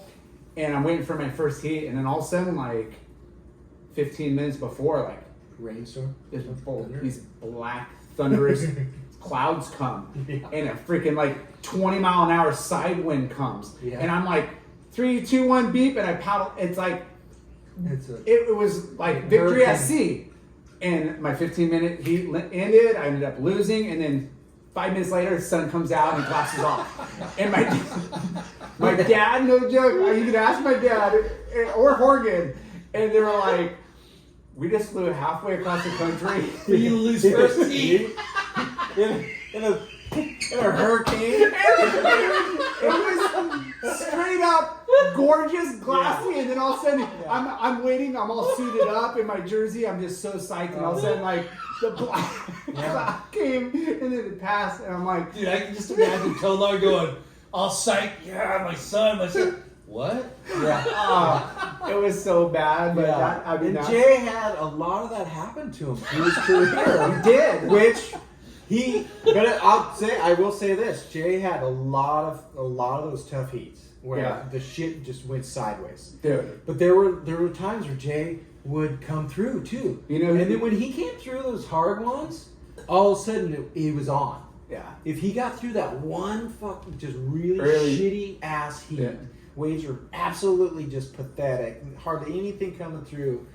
Yeah. He ended up in the final or even. I mean, again, like Not very many finals. we had the Bud Tour, and Dude, I he mean, won the freaking the first contest. like the first. I know. Yeah, the first year I was, cracking my quarters. I think I made one semi, a couple quarters, like. Hey, dude. So The stop show's right not there. about late No, night. but it was No, stop right there. Let's go to let's fast forward. Bud Surf Tour. Yeah, Makaha. yeah. Were we staying in the same place? We were staying in the same It's house. Malia Point, first. Miley. Miley Point. So sorry. And then it moved. Yeah. And Lar semifinals Mm-hmm. in the islands. Yeah. I'm in the final. Yeah. Dude, it was gnarly. We were getting Semifinals, hassled. final? Yeah, we It were was getting gnarly. hassled. We were and Oh, we're both that from was- Huntington. yeah. And we were White I mean, boys. basically, yeah, but there was a lot. All the guys were there, but at Yeah. the same point, we were some of the only two guys from California. California that Yeah, did from the really mainland. well. Yeah. I was in the final with Sonny Garcia, John Shamuka, and Derek Ho. Yeah. Think about that for a second. On the west side. Oh, you're just. Yeah. Yeah. And the stair. I mean, there wasn't a lot of people on the beach, but the stairs you got walking down. Yeah. You know. You shouldn't paddle for They're waves. just like in yeah, the they're Baugh. just like In Man, Moncaja. don't even yeah, but paddle that's for a what, wave. pretty much what was You're said but not being said. Yeah. You're hoping there's And what'd you get? a 4-wave set. I got third actually. Yeah. You actually beat somebody in a heat Yeah, in Derek Makaha. was pissed. Yeah. Yeah. But anyway, hey man. Yeah, and I did it. Like, Arm in the semis, I did- dude. This was and I a did- WQS yeah. full on Bud Surf tour. All the best guys. It was at Malia Point up until quarter semis finals, which moved to Makaha. Yeah. You know, so you're like, I just want to get to Makaha. Yeah. You know, and you're like, wait, this wave's freaking tough. Yeah. You know, and then the other one was the mobile one on the North Shore. It ended up holding at Turtle Bay on the east side, and the same thing. How he said, you know, you get seated and you make your heats, and then you're in heats with locals. You know, and I got Sonny and you know probably Larry Rios or somebody else, and you're like, gnarly. just send us like 4 waves. I think I had Yeah. Josh somebody was just sitting on the inside. There was not even inside, but it was like that guy's not competing, and I just Sonny, Yeah. Sonny, you want this one? Yeah. You knew it wasn't. Then you pick off, and I ended up getting like the second best wave of the heat every time because he was obviously getting whatever he wanted. Like you just knew, don't paddle for a wave, I paddle for. Yeah. Give me some room, you know. Like it was fucking intense, but Yeah. you're a Grom. Yeah. Yeah. So back to that day. Yeah. Stop. Pete? Yeah. Yeah. Dude. This is great, right? Where we're going, This is dog. so We're good. going like yeah. No, this is great, dude. I think so interesting. Okay, fun. we'll be back. 'Cause I wasn't sure. Back to the contest at Oceanside that you won, right? Like this is where we left off. Back to that day. That was Oceanside. Oceanside, no. Yeah. That's what I was Like, new. Don't paddle for a wave, I paddle for. Yeah. Give me some room, Well, you know. Like, it going was back to fucking that intense, day. but you're a Grom. where it kind of all changed, where your mindset changed, right? Yeah. And then going back to the amateur days and then start talking about pro. Yeah, whatever. Okay. Whatever. And that was what, a nationals or was it a U.S. Championships. It was U.S. Championship. U.S. championship? You Yeah. won the U.S. championship. Okay. So we're going to go there. and Okay, then- we're going. okay. So U.S. championships, you won that final. You have a newfound kind of Outlook on competitive surfing. confidence. You already knew it, but yeah. Well, at that point, that's when I really felt like, okay, I'm able to do this. I'm able to create a career. I can beat these guys. Yeah. And were you on the national team yet, or was that kind of like a trial, like to get on that? So the national team, NSSA already had they had their team. I wasn't really interested in being on the NSSA national team. How come? I don't know. It just wasn't. For some reason, I didn't want to feel like I was a part of just the NSSA. You know, because Yeah. part of me was the WSA. Even though the WSA started to fade away and had changed into like USSF or something like that, and there were some things going on.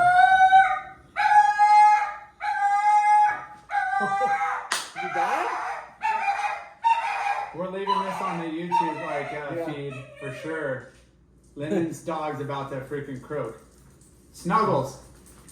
Jesus. Let me Go to potty. outside real quick. Is it potty time? Yo. Dude, we're never gonna eat either.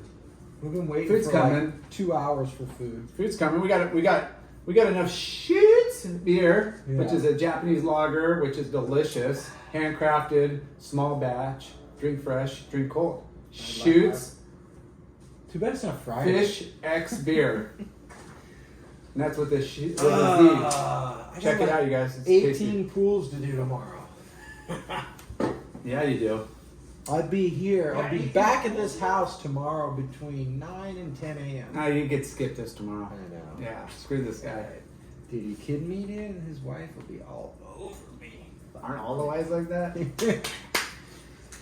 D-Baugh, They did you probably vacuum? got a Did you camera clean? around here. D-Ball, there's some dust on the freaking shade. Oh, yeah, it's Yeah. crazy. It's good though. We love our wives. They're the best. They I love it. anchor us. They give us everything. What is this guy doing over there? His dog's doing number one, number two. Number two?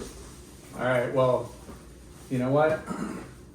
We're leaving this in the YouTube feed. Okay.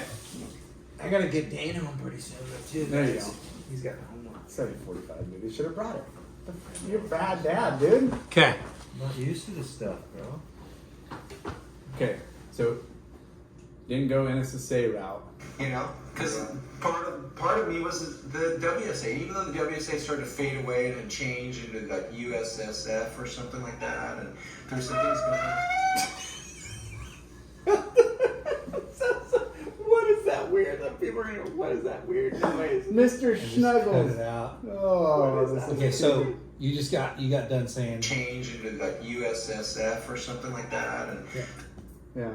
Okay. So Yeah, well, it was just I didn't want to be connected tightly as some of those guys were with NSSA. You know, Yeah. they were all wearing bodyguard wetsuits with OP. NSSA, triple big logo old NSSA logos all over like, everything, yeah. and for some reason, And I you were just- on OP by then, right? Or around that? Yes, I think that's when I can't remember exactly when, but I was very close to riding for OP. And part of the OP thing was Were you the high riding for school. Billabong then? I was on Victory and Billabong? and Rip Curl actually wetsuits. Oh, wow.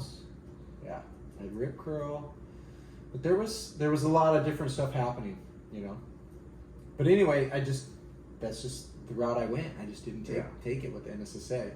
So after that big contest. So after the big U.S. championships, the next stop was OP Pro Junior, and the first few years I don't think I did that well. One year I made the semis, but then down the road I made the final.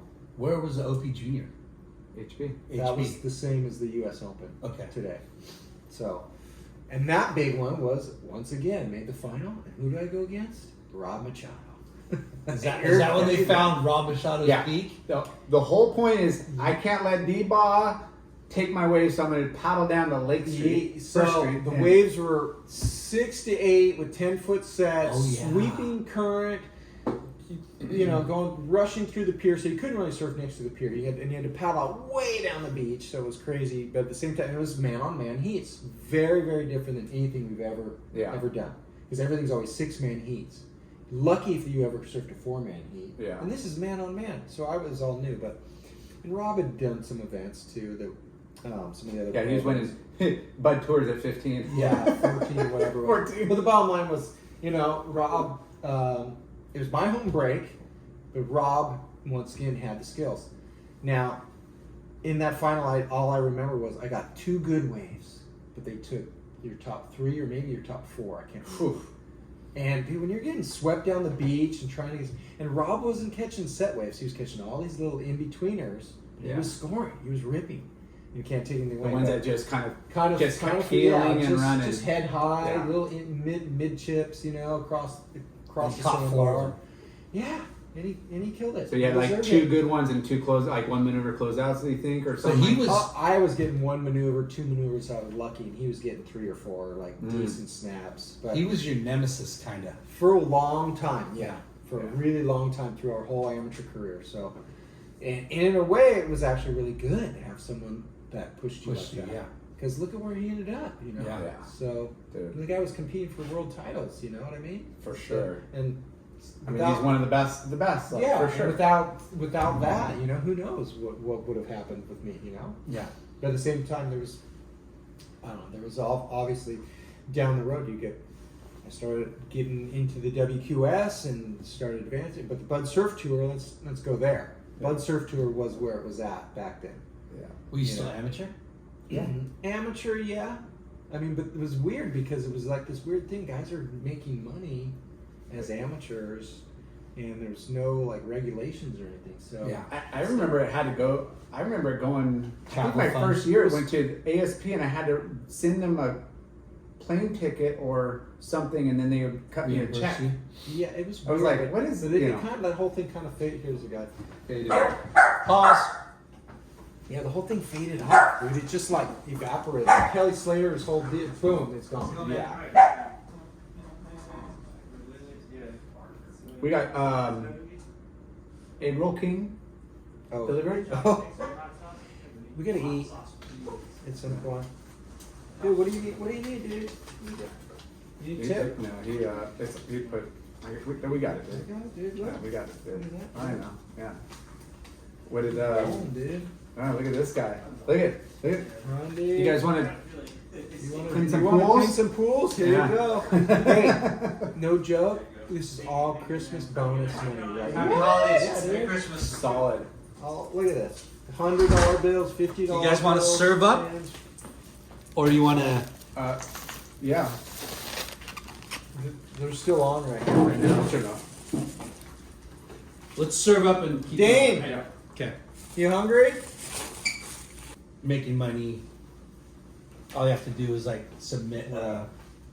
Well, to go back a little bit on that is the pro-am events, the Bud Tours. You know, amateurs, yeah, could enter and compete and make money, and they were giving, I think, $100 wins, 50, and Yeah, then like main event was $100 $100 per heat win.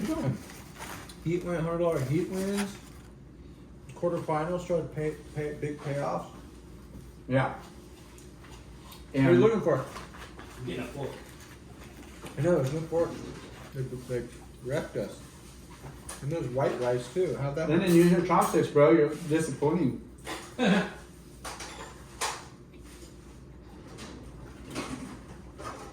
Keep going. We are. We're just waiting for you. Sit down. Okay.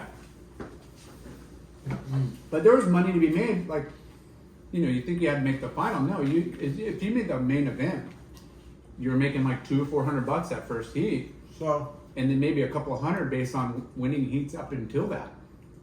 PSAA turned into the Bud Surf Tour, and then it really took off. And there was a lot of money. So you were still amateur when We're that still was. amateur, You were in high school stuff. Oh yeah. But it was happening, man. It was really happening. Like And we're talking 8, 9, 10 events in California, guys and then East living Coast. here from Hawaii, move over here. Guys from Australia, moving all over the world. Yeah, we Coming talked to to compete. Top Prestige about that, you know, and some other Yeah. people that moved over here to compete, you know, because they're so far removed from traveling. Every time they left their country, it was like, you know, the craziest international flight. Well, But let they alone- can be a hub here, compete on the Bud Tour, and then be centralized and be But able if to. you're smart about it, which they were thinking it through. They're like, I can reduce all those costs and all those Yeah. travels, and the actual points that were being given out at that point was a lot for the Bud Surf Tour to make the actual WCT. Yeah. So that was the main goal anyway. So if those guys, you know, could It come was- over it here was- and Yeah, it was a smart business play, but you're also competing against pretty much The best of the best. of the best, anyways. yeah, I mean it's right there on that level. So boom, you're You're still in high school. like junior Yeah. competing, senior, senior. Yeah. Junior and senior year was the big one. And what year did you go for the U.S. as a world amateur competition? Was that So your junior? 1990, I made the U.S. team. Consisted of Kelly Slater, Awesome. Rob Machado, Taylor Knox, Pat O'Connell,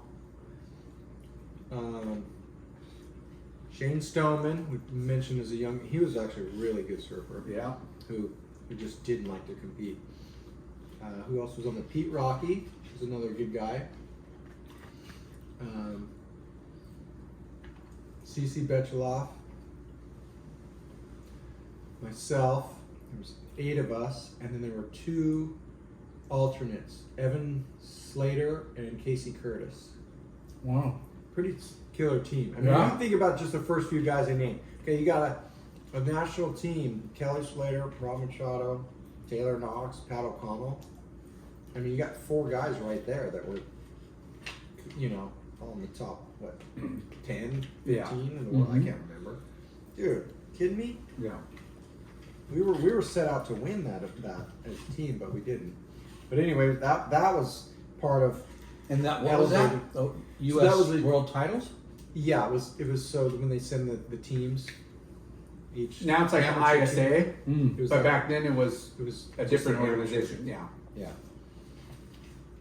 So Smaller, more condensed. It's now, kind of branched out into more divisions and a bigger kind of deal. Mm-hmm. But yeah, back that's then, the way it was looked at. It was, that was the next. Who's the next generation? Yeah. From what countries? Yeah. it was 18 and under, right? It was just Or amateurs. amateurs. It didn't matter. It didn't matter because I was in a heat with 2 guys from Tahiti that were like growing beards and men and so yeah, it was crazy. And you guys didn't win with that team. No, What happened? I don't really want to tell you exactly what happened. A couple people. But one Yeah, person one- in particular just didn't come through for us when you needed the points. Oh, we talked about this. So What So what year? So you're doing the Bud Tour. Say you're junior. So I graduated in 1992, and so 1993 I did all of the Bud Surf Tour, and did pretty well. Made some quarters, had some good results. There was a lot of events, a lot of great guys. Yeah. Yeah. I mean, yeah. I mean, I was You got, in the you, got, event. you got Snips, Dino and Dino, Slam Breezy, you got Beshin, you had like, Vinny I De La mean, Pena, yeah, Vinny, Todd Chesser, dude, the craziest. I mean, you can go down. I mean, there's guys from Hawaii. I mean, you had all the Larry you had- Rios, and what you had? Dorian competing in those events. Williams. Yeah. Shoot, there's so many different guys. And the guys right up in front of it. And that was- About. that was not even the guys that were already on. I mean, you had those- Charlie Kuhn way ahead of that, and Jim Hogan way ahead of that, and I mean, just the list goes on and on. But going a lot of those events. Hang the on, Bud- Chris Brown was the guy. the guy, Chris Brown. Chris Brown Brown Trap Run. was the guy. But a lot of those events were tied back to where you were kind of competing on the NSSA almost the previous 3 or 4 years. You're going to Well, yeah, and you a were lot of still- those same spots. I was still competing in the NSSAs too. Yeah. Through those, a lot of I remember having heats with like Donovan Frankenrider, over and over in NSSA, and then the next week you're surfing a Bud Surf Tour with the same guy. Yeah. You know, But you're making money. capable of yeah, you win your heat, you get $100. You're like, oh my gosh, this is crazy. Versus paying $100 to enter Yeah. and not getting anything but maybe Yeah. So, you graduate 1993. Did you 92. turn 92? Did you turn pro? Yes.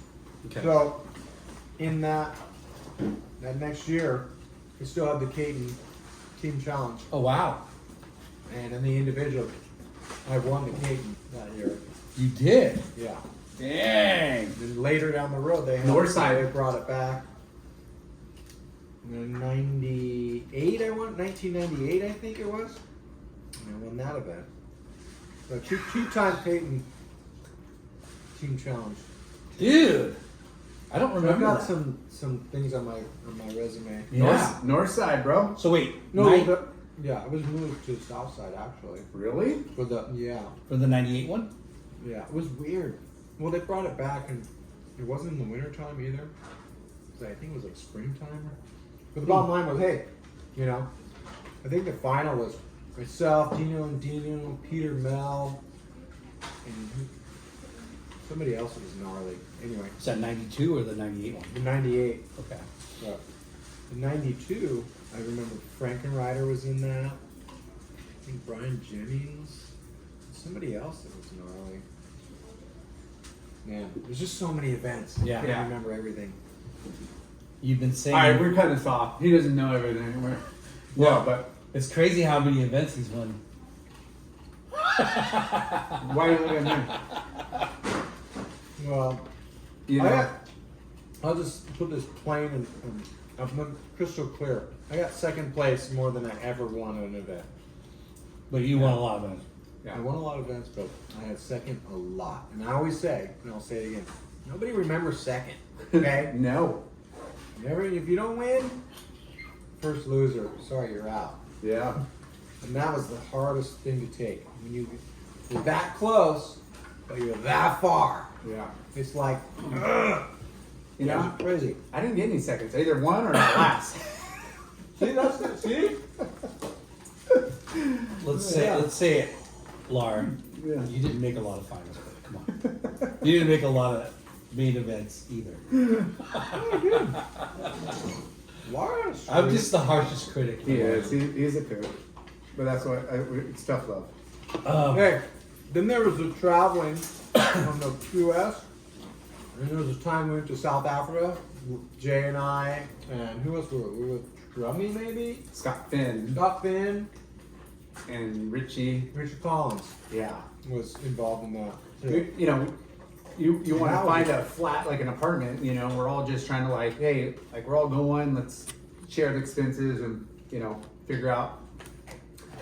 And then we came in so late, our place wasn't ready because we didn't realize we flew in, it was like 12:30 a.m., but we couldn't check in till like 3 in the afternoon. Yeah. So we had to go get a hotel room for that night, Shady straight from the hotel. airport, straight to a hotel. Now this is South Africa. And we're Yeah. jet lagged, and we're just like, I mean, It's not normal. we're like, it's 4 in the morning, 5 in the morning, waiting for the sun. We're like, let's just get her suited up and like, we're frothing. Let's just go surf, come back, grab all of our crap, and go check in at our like apartment. We're all cruising, okay, we're all settled in. Let's grab our money and go hit the bank. We'll do our exchange, and then we'll go do some shopping. And I'm going through all my stuff, women. All my money's gone.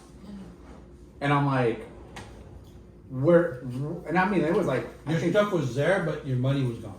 yeah, we checked out of the hotel, and I had it like hidden, you know, like in the sock, in the bottom of the shoe, in the bottom of my bag, like whatever. Where was your stuff? In the hotel? Yeah. It's in the hotel room. But what was odd is, you know, we were just there for one night. So like we came back and we noticed like the maids were already in the room. And I think they look at like, Yeah. you know, in hindsight, looking back and being the, you know, the detective is like, oh, they knew we were only there one night. It's on their check-in, check-out list. And they are already in a room. Like, why are they in the room? We didn't even like check out yet. Yeah. But, you know, we're little kids and we didn't really know. Well, really And young. long story short, they took all my cash, all my money. Yeah. First day of it, like almost I'm gone for a month. First Oh my day. gosh. Yeah. And I was like freaking out. Like calling my parents. I'm like, and D-Baugh was like, look, I got money. And I like, didn't have much, but Like- I had like- some. Somehow, some way, mine didn't go anywhere. yeah. Were you already Maybe pro? actually, I don't think I. Maybe I didn't go. I didn't surf or something. There was somehow, some way I. Kept your money. Yeah, I had all my stuff together. I don't know. Long story short is, I borrowed money. And like the first week we're there, they have this night surfing contest, which is like a skins event. You know, when the heat's like $100 or $200, whatever. Yeah. And you know, it's like it doesn't start till like 7 at night and it goes to like 2 in the morning. It's like it's a night Yeah. event, night surfing event, and there's bars on the beach and Oh it's yeah, and raging. they're serving all of it if we wanted, free alcohol. Yeah. And you're like, well, just, And I went in like 3 or 4 Yeah, heats that night, and I'm like, yeah. D-Ball, here's your money back, and I got cash, Yeah. like, you know, within the first week. Wait, you won a bunch of money? Yeah. Late night, dude, performed at night, dude. They were like, I was having beers and shots between heats. I was like, out there, I was ready now. Yeah. But it was so, like, odd the way, like, it all It just- unraveled. yeah. 'Cause back then they would literally have the money right there, like with them. Yeah, you're getting paid cash right there. But And it's crazy in South Africa though, because you look around, you're like, oh, there's a dude over there with a gun, and then a dude over there with a gun, and they're secure. You know, like okay. But the money. first time to South Africa with the boys, we get in super. The whole thing that unraveled was like, I can't. You know, like that's a lot of money. Yeah. Like, And Richie Collins had traveled the world for years, and of course he comes in as like, well, you guys should know better, you know, like what? Yeah. yeah. But he Skeletor. was actually good though. You know, it was actually good to have somebody that was just like, don't do this, don't do this, don't do this. And you're just like, okay, don't go down that or go over. You know what I mean? Yeah. You kind of have a little bit of control. He's already He's been on the through tour. it. Yeah. He might have even won that event already. Yeah, Well. he's a veteran, and he was back on. So him and Richie were on Town and Country, right? Yeah. And right, or was it? That was Town and Country at some point. So he was trying to, he saw what Aki did, coming back, and like, other guys like taking Richie. breaks, and then Richie? yeah, Okay. He had a short break, I think. a little short break, but it wasn't, kind of came off tour and then came back on the go on, and it was pretty rad to have him, Show you like the ropes. not just show us a rope, but just entertainment, everything. Yeah. Well, you've got a guy like him that's he's off the wall. You don't know what's coming. You never know how he's gonna wake up. So he was kind of clean cut, normal. He had like a beard and normal hair, and we're like, dude, you're Skeletor. I remember, we started like hyping him up. And we're like, let's shave you. Let's put some like lines in your beards and give you a mohawk. And we freaking, he goes. and he's like, let's do it. And we freaking Wait. literally bick the side of his head and give him a mohawk. And then we chisel out like lines and give him like a weird goatee like shit. No, right? It was hilarious. So wait, you're not the ones that turned him into Skeletor. No, this is already- way after. We are already talking about we were like, idolizing the Skeletor that used to be. He'd already been Skeletor. And he didn't Yes. want to be Skeletor No. for a while, but when we turned it on him of how rad like it we was. psyched him up because we were like, that's the guy. Like, who are you? Like, we Yeah. want Skeletor. We are just little, like, shit kids, We're like, little, trying we to were just like, incentivize. dude, you freaking won the Coldwater Classic as Skeletor. Like, how do you not Yeah. have that in you? And he's like, all right, let's do it. Yeah. But he was, I mean, like, It's crazy. we would go free surf. He's like, you're not going out for 2 hours. You're going to go out 20 minutes and you're coming back in. And he was like mentally like preparing us for like 20-minute heats. Like, he was on it. Like, he was a good guy to have in your corner, even though he was crazy, Well, it was. He was just the pointing things out. Sometimes was just like, you're like, dude. I mean, to the little tiny things on your surfboard, like, oh, your fin looks off by like a 16th of it. It's not curved right, or what? Just all these little things. You're like, what? Huh, Yeah, what's I was going on here? involved in surf tricking like that way. But Yeah. but we were just stoked at freaking But you know Yeah. what, Richie, as much as he could be difficult, he was on your side Yeah. too, though. He'd root for you, and he would want you to win and give you good pointers and give Yeah. you good help at the same point. So you turned pro as soon as you graduate? Yeah. Okay. As soon as I'm out of high school. 92. Yep. And how does that happen? Like, how do you, Well, you just announce start. you're pro? Well, not really. There wasn't a lot of announcement. It was just like, okay, now I'm just accepting more money than I used to, and things had changed too. I mean, guys were already getting, Slater and all these guys were starting to get money anyway as amateurs. But Yeah. the bottom line is, you just start entering the event. It asks you on your sheet. You fill out Pro. a sheet. Yeah. Am pro. Okay, I'm pro. Yeah. Here's my And social. that's it. Here's my thing. So and then they would what- pay you yeah. cash at every event. What was your first pro contest? That's a good question. Shoots. Don't know. You don't remember? Was it a PSAA or? I'm gonna say it was a Bud Surf Tour. Okay. Yeah. So Had how to have been. do you remember how you did in your first PSA? I probably didn't do very well because I don't remember it. Yeah. So what? I don't remember. Turning pro is a big deal. Yeah. Which contest do you remember going, oh, wow, I did well. I made the final as a pro. I don't have that off the top of my head. All what sticks in my head is doing super well at the U.S. Open as a wild card. Because the OP was a sponsor, or No, because you won the the junior. U.S. Open. So that's back then. They had WQS OP contest, and then they had the U.S. Open. It was weird. They were transferring. They had 2 events back to back for like 2 years. It Yeah. was strange. But anyway, and It then was they like had- a Honda US It was like Open. yeah, WQS qualifying, and then they had the championship tour back to back.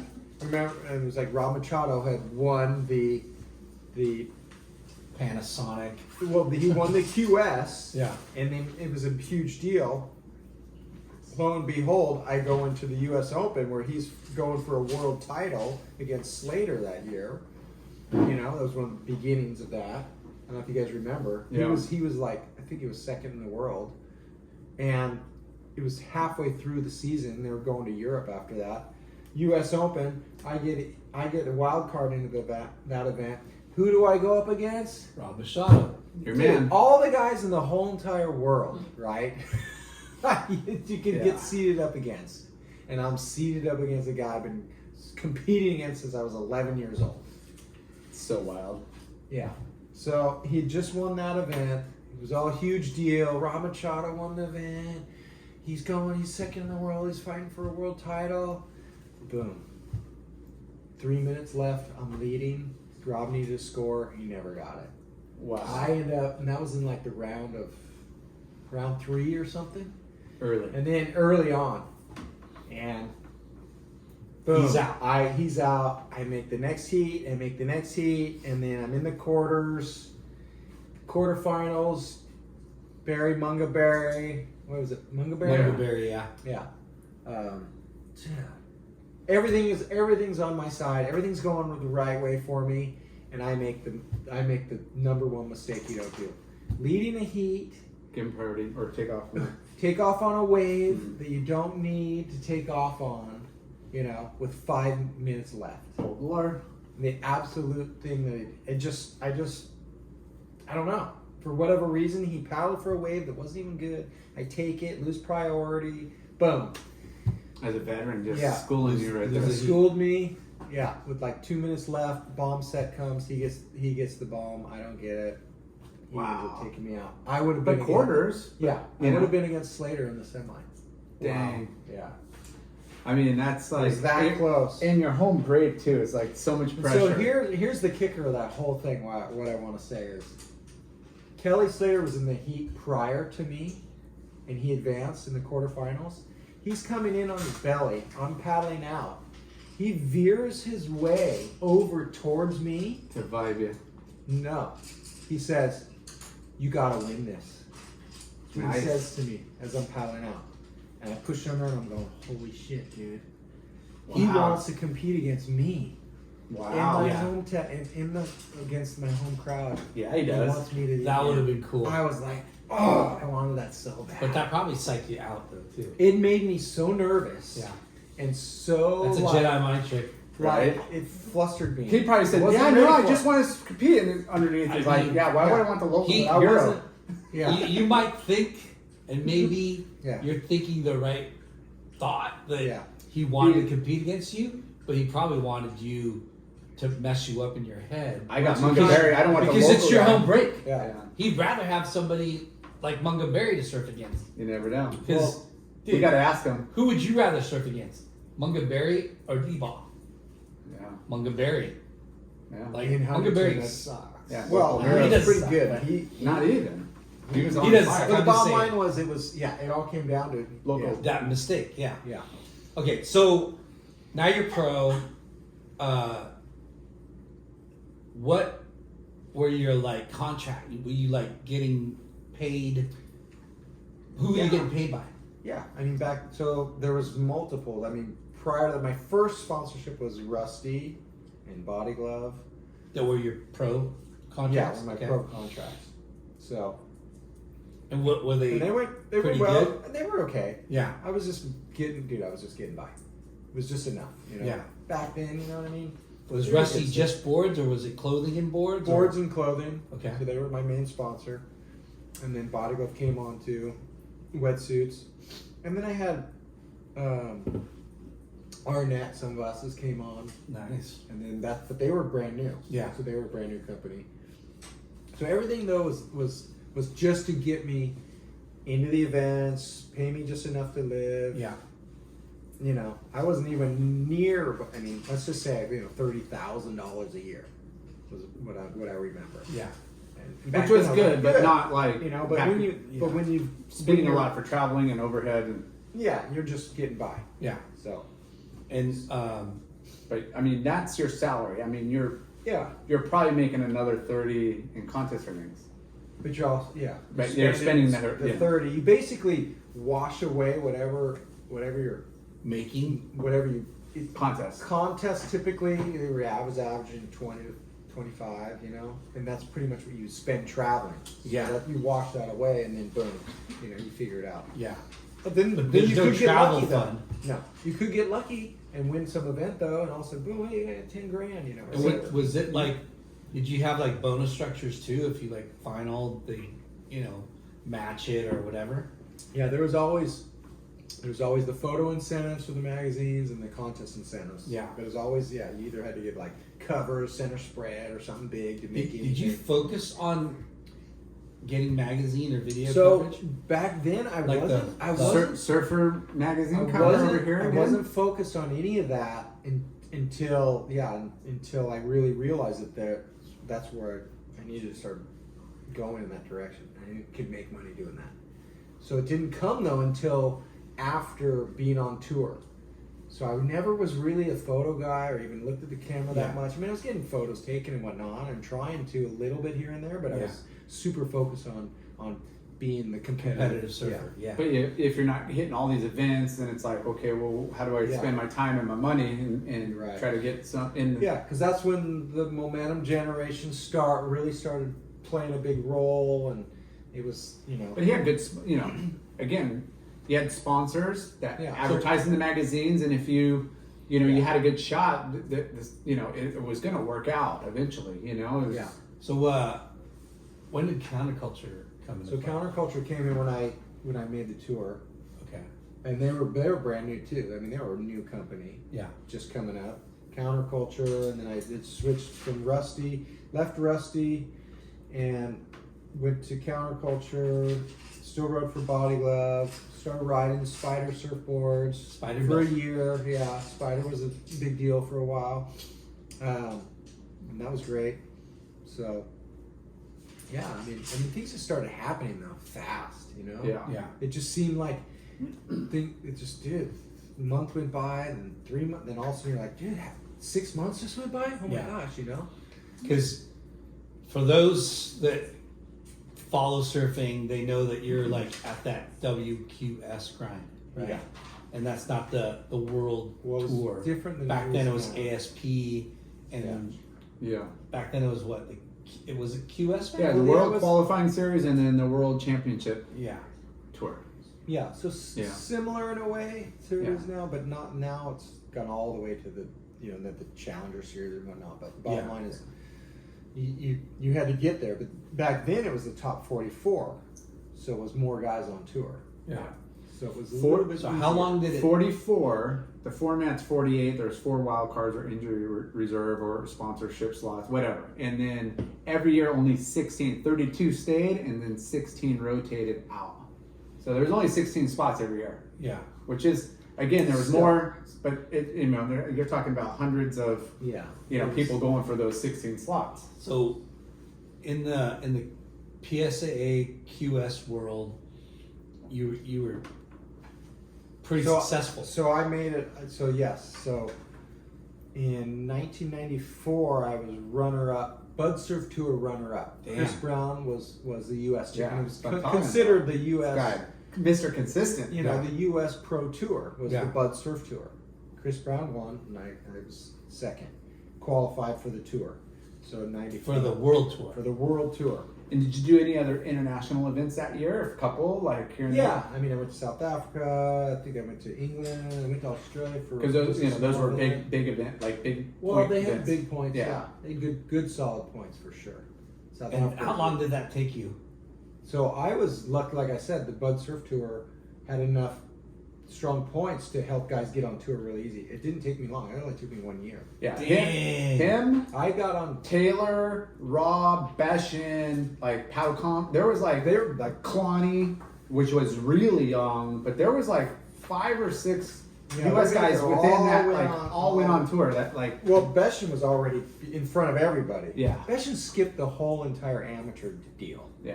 At Did he really? 16 years old, he goes, I'm not doing any of this. He just went straight to the Bud Surf Tour and then did some international stuff. Boom, he was on tour. Yeah. He was that good. He was gnarly. Yeah. Yeah, he wasn't like, I'm doing NSSA and US Team or whatever. He just went straight, Yeah, like, he just skipped everything. kind of like Richie and Potter and those kind of Yeah, guys. yeah. You're like, you know, why would I want to do that? They like got drafted out of high school. Right? Perfect analogy. He was like, I'm not going to go play college ball. I'm Yeah. going straight to the pros. That was it, yeah. Yeah, he was not. Yeah. Yeah. He's one guy that But you got a lot of think- people don't talk about, but he's Oh, dude. so gnarly. Yeah. He's Yeah. so hard to compete So- against. So you make the world tour. Yeah. What was that like? Like It was What was it it? was the big show. It was the big And deal, you know, did- that you did- always did strive your- to.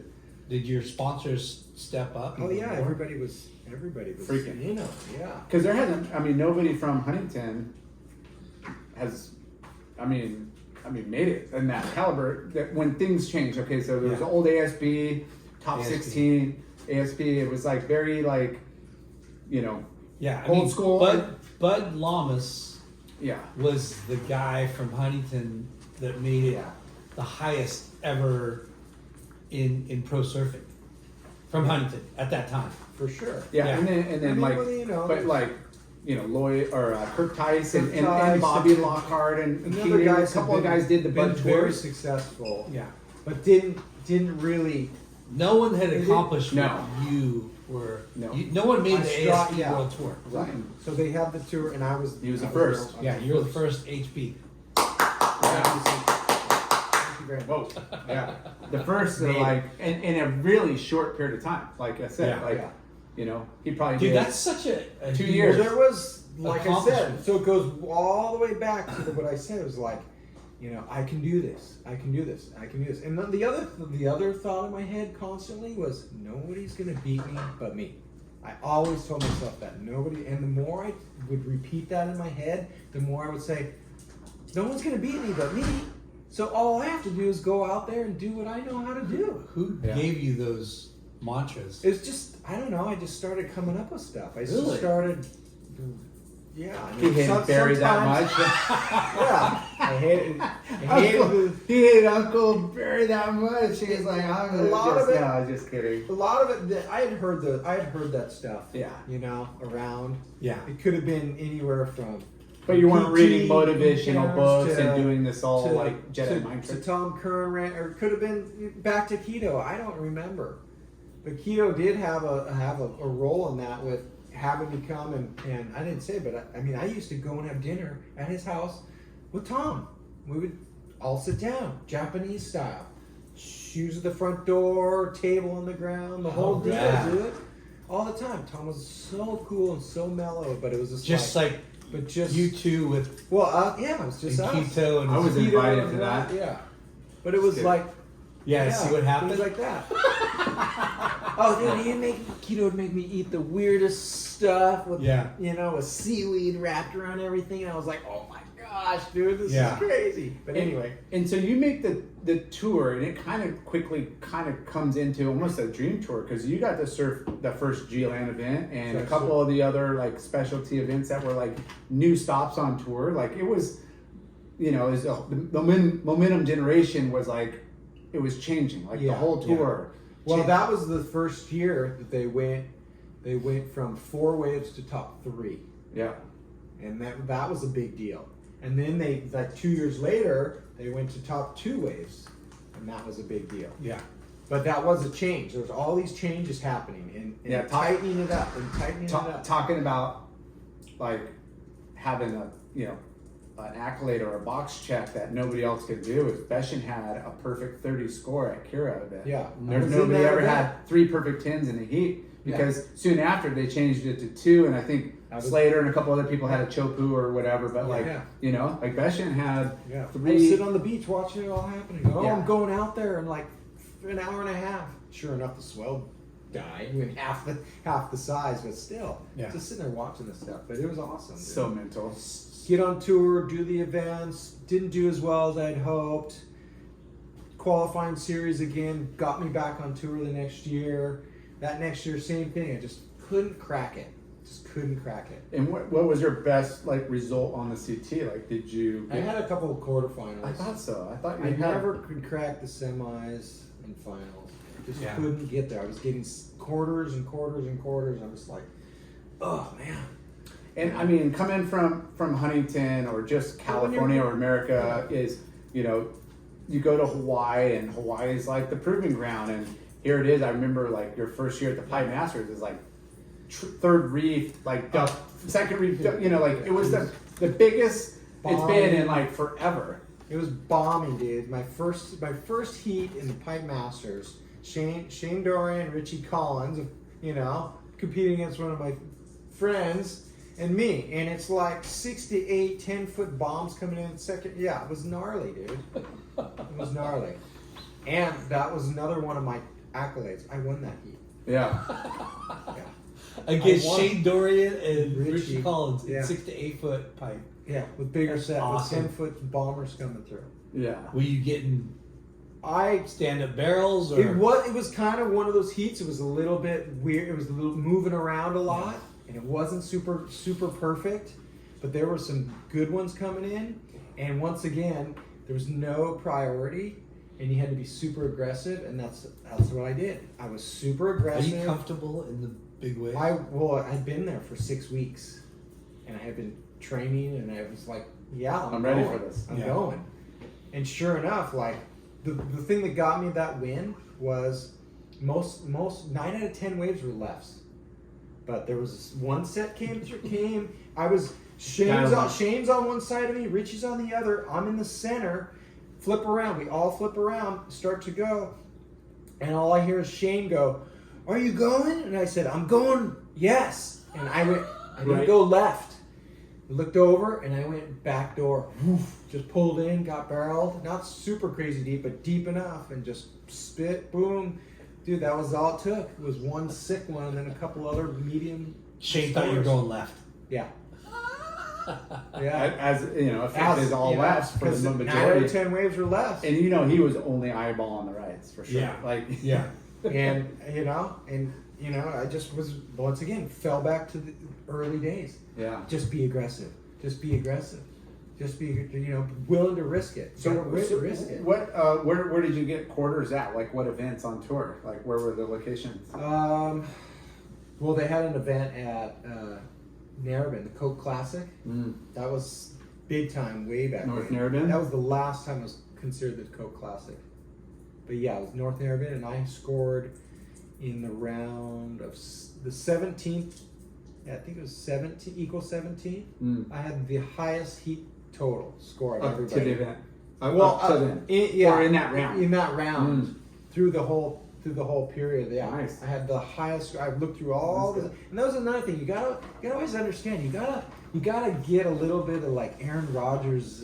What did you they gotta score look on? at different stats and different this and who's doing what and who's where. All these other little elements come into play, and you're just like, okay, and you take it. And how much of a strategist. Yeah, well, you do it all in the background. Yeah. All in the background. You don't say anything to anybody. You just play dumb the whole time. Yeah. Whatever. Yeah, cool. Yeah, so I'll sit over on that peak. But at the same point, you're like, the tide's doing this, the swell's doing this, the wind's coming from this direction. I've been watching for days. It does this, it does that. This band all the things that late night all never these little did. things. Boom, boom, boom, boom. Dude, it is. It's all microscopic, and it all circles back to keto at the surf. Gosh. Who taught me always be prepared. And it's conditioned. Keto-san. He took me down. I was 14 years old, and we went down to the OP Pro after the event is over, right? And lo and behold, there's a guy with his hood on, sitting on the beach. It's windy, it's stormy, it's ugly. You know, it's like 6:30 at night. It's Tom, and he's like, Tom is over there watching the waves. And Wow. I'm like, what? He's like, he's been here for hours. He's watching. You need to pay attention to the ocean, so the ocean will help you. I'm Wow. like, what? And I was like, okay. He's like, always. And he was the one that told me, tides, you know, wind, direction, all of understand what's happening. So wow. Talk about Zen master and like the art of preparedness. And Yeah. and all he did was take me there and say, look, Tom is focusing on. Well, And it could be totally different the next day, right? Yeah. But he's trying to absorb. Yeah. And who has been named one of the guys for Tom Curran. Tom Curran. Yeah. Waves. and that's how, But you don't see it that. You don't see that. You don't see Tom sitting on the beach for hours watching something. You just see Tom showing up, Right. and like you said, you're undercover, you're underground. You're not talking You're not and saying what you're talking, doing, Right. right? You're just like, but I love the fact that, yeah, I mean, it's the whole day can be super different. Preparation is everything in Right. success, right? Right. Without preparation, you fail. So, well, Yeah. I find it fascinating that the keto was like, hey, Tom's Tom, and I'm gonna sponsor him because he's Tom, but he's so intrigued with like everything about him and knows his routines and knows what he does, and you know he's analyzing and he's passing that knowledge on, like where you know all the other dudes are probably at the bar, happy hour, partying. I was probably over there too, but you know, like so- these guys on the beach, you know, not surfing, but just sitting there watching, all covered up and being all stealth. It's amazing because, I mean, it's all about preparedness, Yeah. but it's also about the confidence that comes with that preparedness. Yeah, well, it's Right? 100%. Because intuition and like Because putting yourself in that Not position. prepared. That's when nervousness comes in. Anxiety. Anything can come in a negative way and take you in a direction that you don't want to be in competition. Hey, I had this guy in my corner all the time, and D-Baugh even said, "Hey, go sit over there, go do this." And I go out, and like you said, it just, dude, I don't know, like that was the spot. Like, that's so crazy because it's those little things that totally change the outcome of Yeah. your career. oh, you for know, like sure.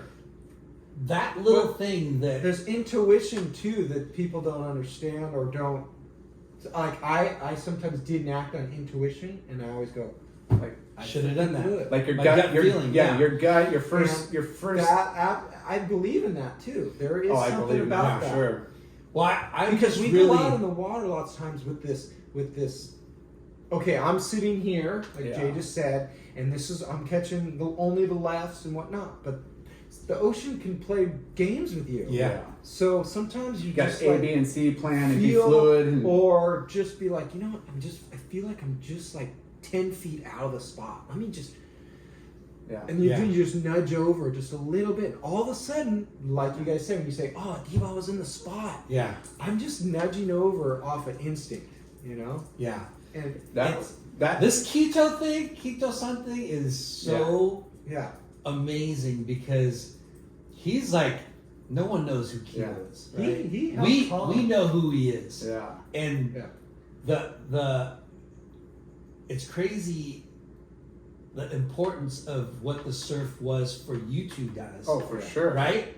But also Tom Curran and like all the other people, and just like what kind of businessman he was, because he opened this shop in my mind to blow himself up in Japan, Well, right? True. Yeah. Because I think he had like but a couple more shops in Japan, he possibly but like that's like he But was this so stuff- smart.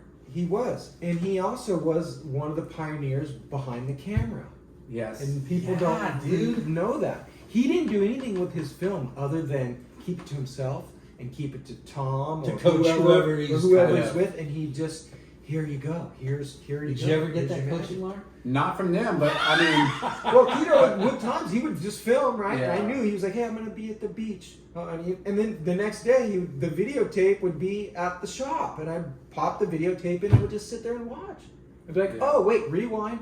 You know, there's other guys. Jim All used to film us, and other guys would film you. You know Yeah. what I mean, and help Yeah. you in the filming to help your technique. Yeah. It's all about technique. Yeah. Or improving. but we your didn't have surfing. coaches. It was just like, well, my arms look kind of weird there, and my foot, did, like it was just self-analyzing. We didn't have Yeah. people that But like, Keto was like, Keto was beyond his time. yeah. He was in front of it, and he was so calm and collective about it, though, too.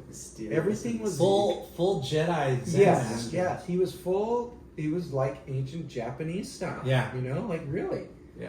We got to get him on the show, dude. And back then, like, I mean, there was not many, There's like, there was still nobody stuff, really videoing. If they did, it was just camcorder that Yeah. was like ridiculous, and it was, and it's super expensive. Like, not many people could afford them. Yeah. And we would go down and take turns sometimes, and like, I mean, it was not.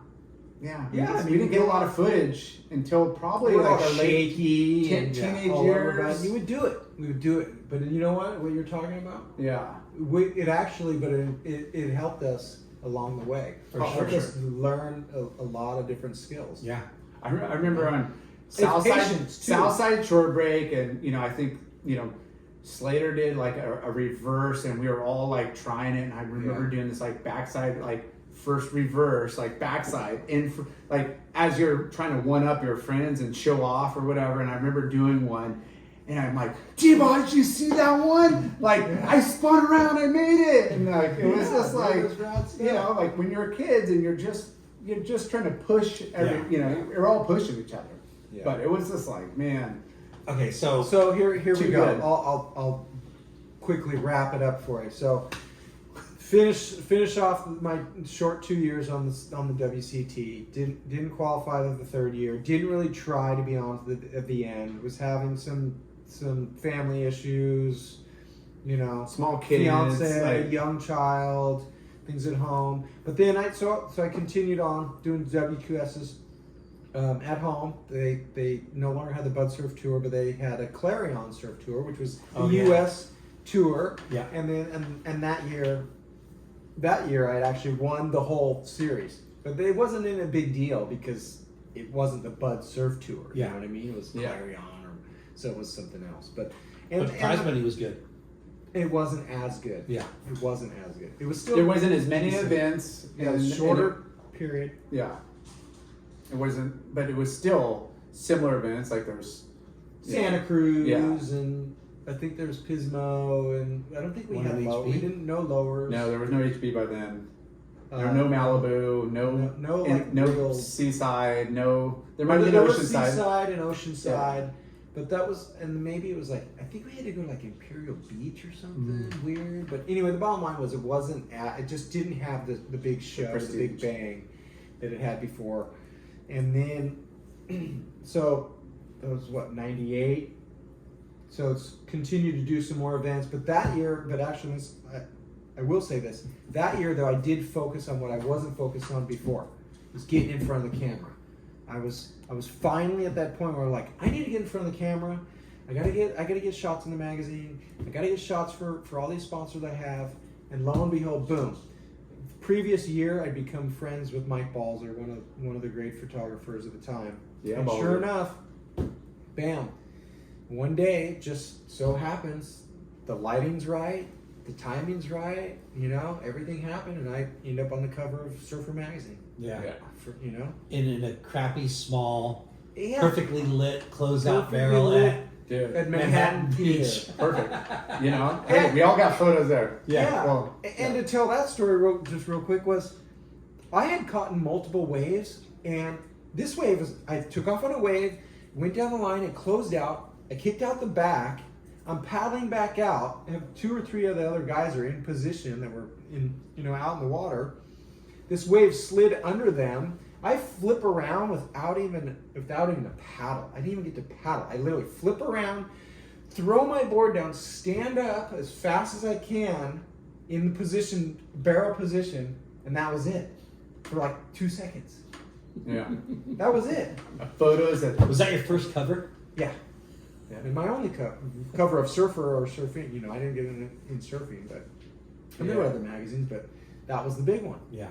But to have that moment where you catch a wave and you don't succeed, you turn around, you're paddling back out. it wasn't. Watch two guys miss the next wave, and you turn around without even, you know what I mean? Yeah. But you know how it is to flip. But to get again, going back to the photo incentive stuff, and to get a photo, a cover shot, and hoping your logos are even visible to get that like reward. It was looking Crisp. straight down, Yeah, crystal clear. crisp. Every logo was like not even like not a drop out of spot. Everything fell into. Yeah. I mean, it was like the painting. Yeah. It just all happened for me. And Yeah. Balzer's done that many times. And that was counterculture was visible, perfectly visible. Vans, I think Spider, Arnett. I mean, everybody was. Yeah. It was like bam. You're like, I just won. The I just won lottery. I just won a Clarion event. I just won an event, Yeah. and yeah. And you know what's crazy?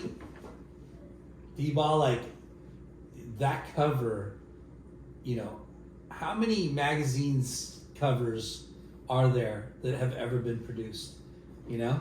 Probably under 500, Well, yeah. right? No, you're talking like Surfer Magazine. How many covers of Surfer Magazine? I mean, Well, 12 times. I can 30, tell you later, but I 40 have years. it at my house. Yeah. I have the whole list. Yeah. Of the 50 But years. 50 years of Surfer Magazine, Yeah. So 12 times a year, Yeah. right? Yeah. So maybe 600, Well, times it up right there on your computer. Well, yeah. right? Yeah. 12 times. 12 times 50. Yeah. But Surfer Magazine wasn't always 12. Yeah. Before it was like bi-monthly, it could have, yeah. So let's round it down to 500, like I said. Okay. Anyway. Okay. Yeah. Anyway, But and then they don't have them anymore. No. So Magazines disappeared. you're all that. emblazoned in the history books. Yeah. You're on microfilm in some libraries, bro. Yeah.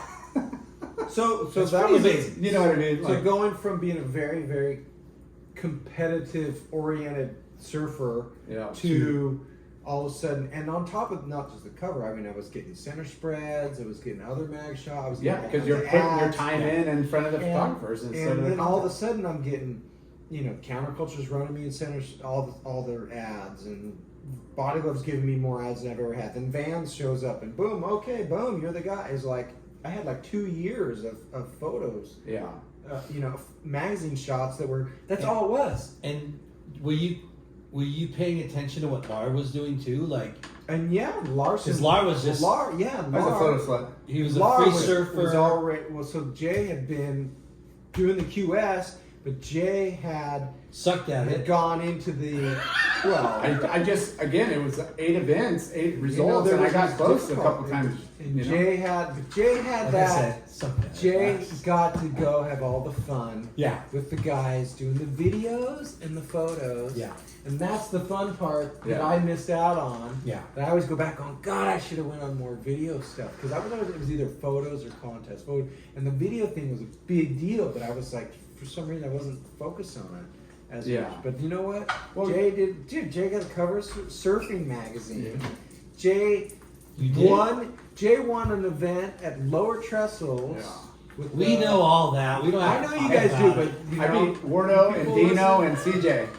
And he won like Really? $10,000. We're like in the semis. Yeah. He won It was a huge purse. Yeah, Huge. 10 grand. $10,000 in his pocket. You know what's funny when you're talking about like earlier, and you're like, when when you're analyzing, you're like 10 feet out of position. Oh, I got to move over here.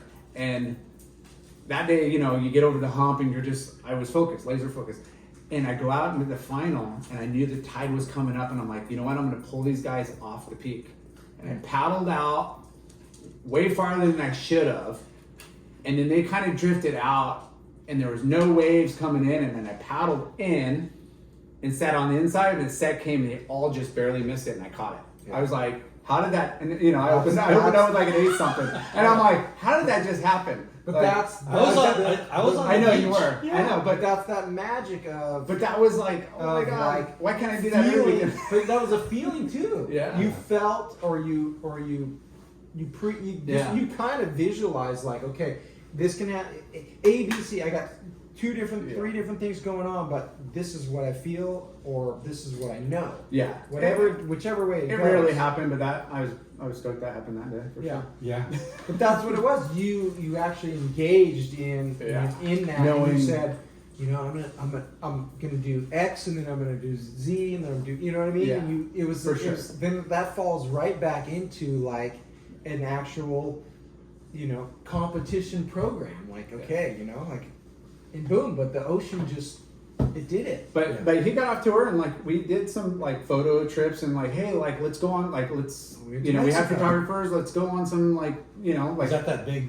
We went to Max, dude. Yeah. We went to Puerto Escondido, and everybody goes searching for that photo. I'll be posting this shot of D-Baugh that I guess late night called him into, and it's a solid 20-foot. it's massive. solid, massive 20-foot. But Puerto I wasn't Escondido. prepared for that wave. Yeah. He was Yeah, in the like any of us would have gone because the beach is lit up. It's like the North Shore. Like there's like tons of photographers. We're like, we got it, you know. There's 20 guys sitting in the You got to be front seat. selective.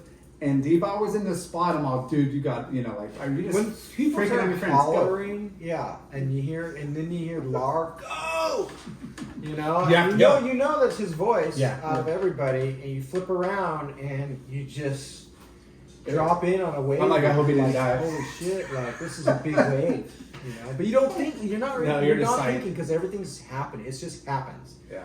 You know, it's motion. And it's just Did Balzer shoot that? Who shot that? No? Like, no, Balzer wasn't down there. That was 'Cause somebody it- else. I'll throw him under the bus again. Like, so he's such an incredible photographer, and I went down with him one trip, and you know we planned another trip, and I bought his ticket. I bought him a ticket, and he didn't show up. He's like, "Oh, I had some other stuff come up," Oh, God. and I'm like, I can't believe I'm just like, you know. But that's the things, you know. You're trying to organize trips, and you know, getting the photographers down. Like, He was the photographer. and I'm like, dude, you show up, I'll buy your ticket. Like, you're gonna, you know, like I was making good money, and I'm like, I don't even care, and we can just figure it out if we get shots later, you know. And he didn't show up, and I was like, and he's super bummed about it, This trip though, to put it into perspective, Jay and I stayed in a hotel with no AC, and it's like 102 degrees. Okay. It's so bad. Nighttime is like 90 degrees when it's Scorpions cold. everywhere. In Puerto Escondido. There's scorpions everywhere. The beds are basically a horrible mattress on the ground. We have these fans that don't even work.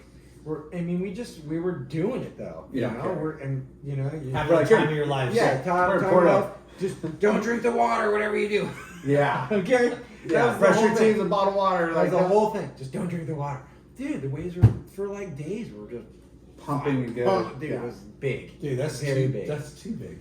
It was big, and we were under gun and the whole thing, but we were doing it. We were going, we were charging it, and it's one of those things when you and your friend, when you challenge each other in a way, and other people that are there, and you go, well, if that guy can do it, I can do it. Yeah. Yeah, you How want to is go he down doing it? Like, and get photos As and much have a as your good heart trip. is in your throat, dude, you still you just I'm getting sweaty palms just thinking Dude, you about have is that like nowadays I wouldn't paddle out. I wouldn't do it. Not now, not my age. But back then you're like, dude, you're in good shape, you're young, and you're challenging yourself. Yeah. You're like, if You're trying to make a name for yourself. Well, you're This is your yourself. job. Once again, like I said, when you're out with the peers and you got cameramen, Nobody and that's can your beat job. me You're kind of Except you're yourself. kind of stepping up. Yeah. right, Lar? Yeah. Nobody can beat me but me. So that was Lar doesn't know that. that was the mentality. I would repeat that even in free surfs like that. When the waves are big, like I remember being on a sunset one time and it was freaking huge and it was massive, dude, and almost closing out. And I'm like, nobody's gonna beat me but me. It's only me, myself. Love it. Eva. Yeah. As scared as I was, I never was a big wave guy. I never really liked big waves. I still don't even to this day like really big waves. You know, I would never paddle Mavericks and stuff. But the you know what? But the tactician of like understanding, like nobody's catching, especially at Sunset or even Porto, nobody's catching a ton of waves. Everybody's super selective and and playing their games. Even the good, like the hard chargers, they know, they're like, hey, if I break my board, everybody's being very selective. And then if you're in the spot, everybody's hooting you. You're going. So it's kind of like you're prepared, but then you're kind of like hoping, I hope it doesn't come to me, or you know, like whatever, and then it comes to you, and you're like, you're hooting everybody in, regardless. Yeah, and that one wave was one of those ones when there was multiple guys sitting out in the spot. We were all shoulder to shoulder, and we all turned around, but then all of a sudden they stopped paddling, and everyone's like, "Go, go!" And you hear those voices, and as you start paddling, and you notice to the left, to the right, nobody's next to you. You're on. Yeah. You know? Because if you don't, then you're the laughing stock, and you won't be able to live that down. Yeah. Well, It'll hurt you, right? You know what I mean? Like, yeah. When you land That's on the happened to beat. me. But anyway, but like happens sometimes though. But you'll see guys charge, and you think they got shots because you never know the turnout. Nobody's got like digital back then, and you don't know. And some guy gets like 4 or 5 good ones, but they're whatever. And then those photos don't turn out. And then the one guy that sat like Todd Morcom for like 3 hours. He had his mind set. I'm like waiting for this one peak. I saw it come in. And then 3 hours after everybody, he caught the one and he got a killer shot. And it's like, sometimes you got to just stick to your guns. Like what he's D-Baugh's mentioned about like I just know, but at the same time you're like I just want to catch a couple and win. Sometimes you're out there you're not even thinking about the cameras too. Sometimes you're like, hey, I just want to get a good wave and get barreled, Yeah. But then there's the guys like Morcom got a cover of Surfer magazine from the day we were out there, from what we're talking about, and that was one of those things. But he was focused on the angle and the wave, the direction for the photo. He probably sat there the night before and watched it. Well, when D-Baugh said we were all undergunned, and he was on like a freaking like Mavericks gun. He was on like what are you riding that? What are you riding that? We're all riding like these 7.2, thinned out 7.4. 7.2s and 7.6. They were so thinned out and rockered out, and we had no business even being out there really. But we just were doing it. So we're at the tail end of your. You're off the tour.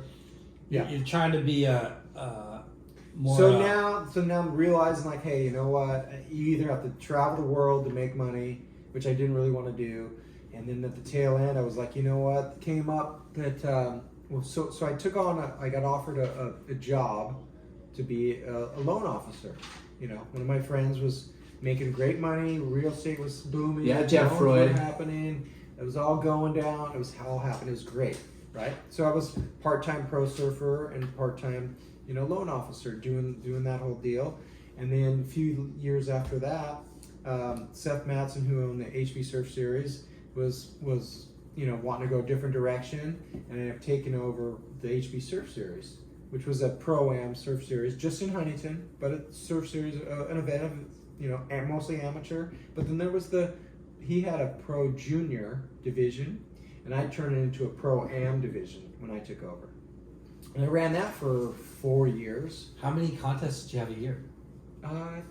Typically 4 or 5. That's killer. Yeah, and there was serious. And there was good money. I think winner was like $1,500. Yeah, we had $2,000. $2,000. Anywhere from $1,000 to $2,000. What's that? Where would you hold the events? So the events would be anywhere from south side of the pier. We had 9th Street and Golden West. Yeah. But only HB, obviously. Yeah. But I mean, the Pro-Am division. But it brought everybody, all the California pros, because again, the Clarion and there wasn't. Were starting to, it was gone. Those were pretty much like no PSA. There was maybe a couple events. Yeah, but everything had kind of dried up for making money as a pro or a local pro. Yeah, there wasn't anything. And so I was trying to develop that even further, and unfortunately, we got caught up in the whole recession thing with the real estate going down and but it was sponsorships exactly. Yeah. 2008, 2009, 2010 there was just wasn't there. But the HB Surf Series, it had like Taco Bell as a main sponsor. Del Taco was. Or no, sorry, did I say Taco Bell? I mean Del Taco. Del Taco was way off.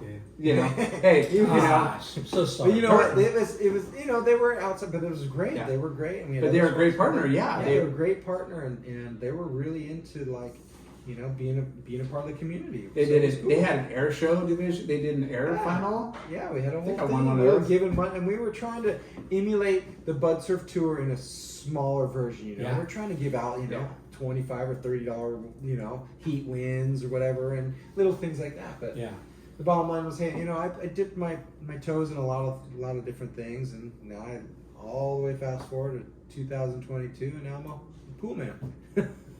Yeah. The best. The The best. best pool man. That's my wife over there. Yeah. April. You The know, boss, the boss approves. So I went into after that. I was in sales for a long time, being a sales rep and doing all that. Yeah, you worked in the surf industry doing a couple different sales positions and Astrodeck. I did Astrodeck, yeah. the Fletchers. That was a unique ordeal. That was great though. Actually, Yeah. that launched me into like actually wanting to really be a sales rep. But dude, it was hard. There's hills and valleys, right? Yeah. In being a sales rep. Yes. You guys, that's what you guys do. Trust And me, you we know. know. Yeah. Hills and valleys. At some point, I just and sometimes having a boss and having pressure and having spreadsheets and everything you gotta do. I was just like, it just I'm wasn't doing me. It wasn't me. I was like, I want to be my own boss. I want my own. I want to control my destiny. Nice. How do I do that? American dream right here. Yeah. How do I do that? I have to own my own company, Business. my own business. Yeah. And I had an uncle-in-law that was selling his pool route, and I went out and I saw what he had done, what he was doing, and how it goes. So you kind of interned to kind of see if you Interned, liked it, yeah, if, exactly. kind of test it out and kind of And shadow what he did. my first impression was like, no way in hell I'm doing this. Wow, No really? way. You're turned off I'm that not quick. doing this. I'm not Did he show you the cleaning spreadsheets? and doing all the stuff. And then till he says, hey man, so we start at like 6:30 a.m., which was ridiculous. Okay. But then it's like 1 o'clock in the afternoon I've gone out with him for a couple days. He goes, hey, how many phone calls have we gotten? And I said, I don't think we've gotten any. He goes, nobody's called us, have they? I go, no. And he goes, how many people have we talked to? I go, maybe 2 or 3. I'm like, dude, that's it? He's like, it's all you. Wow. He's like, get your headphones or whatever. He's like, dude, but get used to it. You're not going to see very many people. You're not going to talk to very many people. But guess what? But it's a great living. You It's a great. are in control. Yeah. 100%. Nice. And I was like, dude. Congratulations. Yeah. And That's I'm up killer. there busting, I mean- bust my butt cleaning pools. But you know what?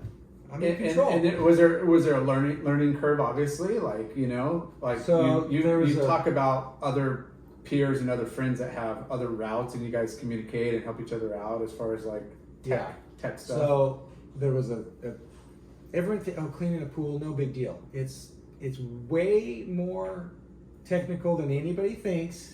Especially nowadays. Way more into it. Yeah. Lyndon thought he's like, I don't need a pool guy, and I'm like, There's way more. Yes. So yeah, it took me. Mister, I don't know what's wrong with the light. I mean, maybe light bulb. What? Yeah. How do you change How do that? you do that? Huh?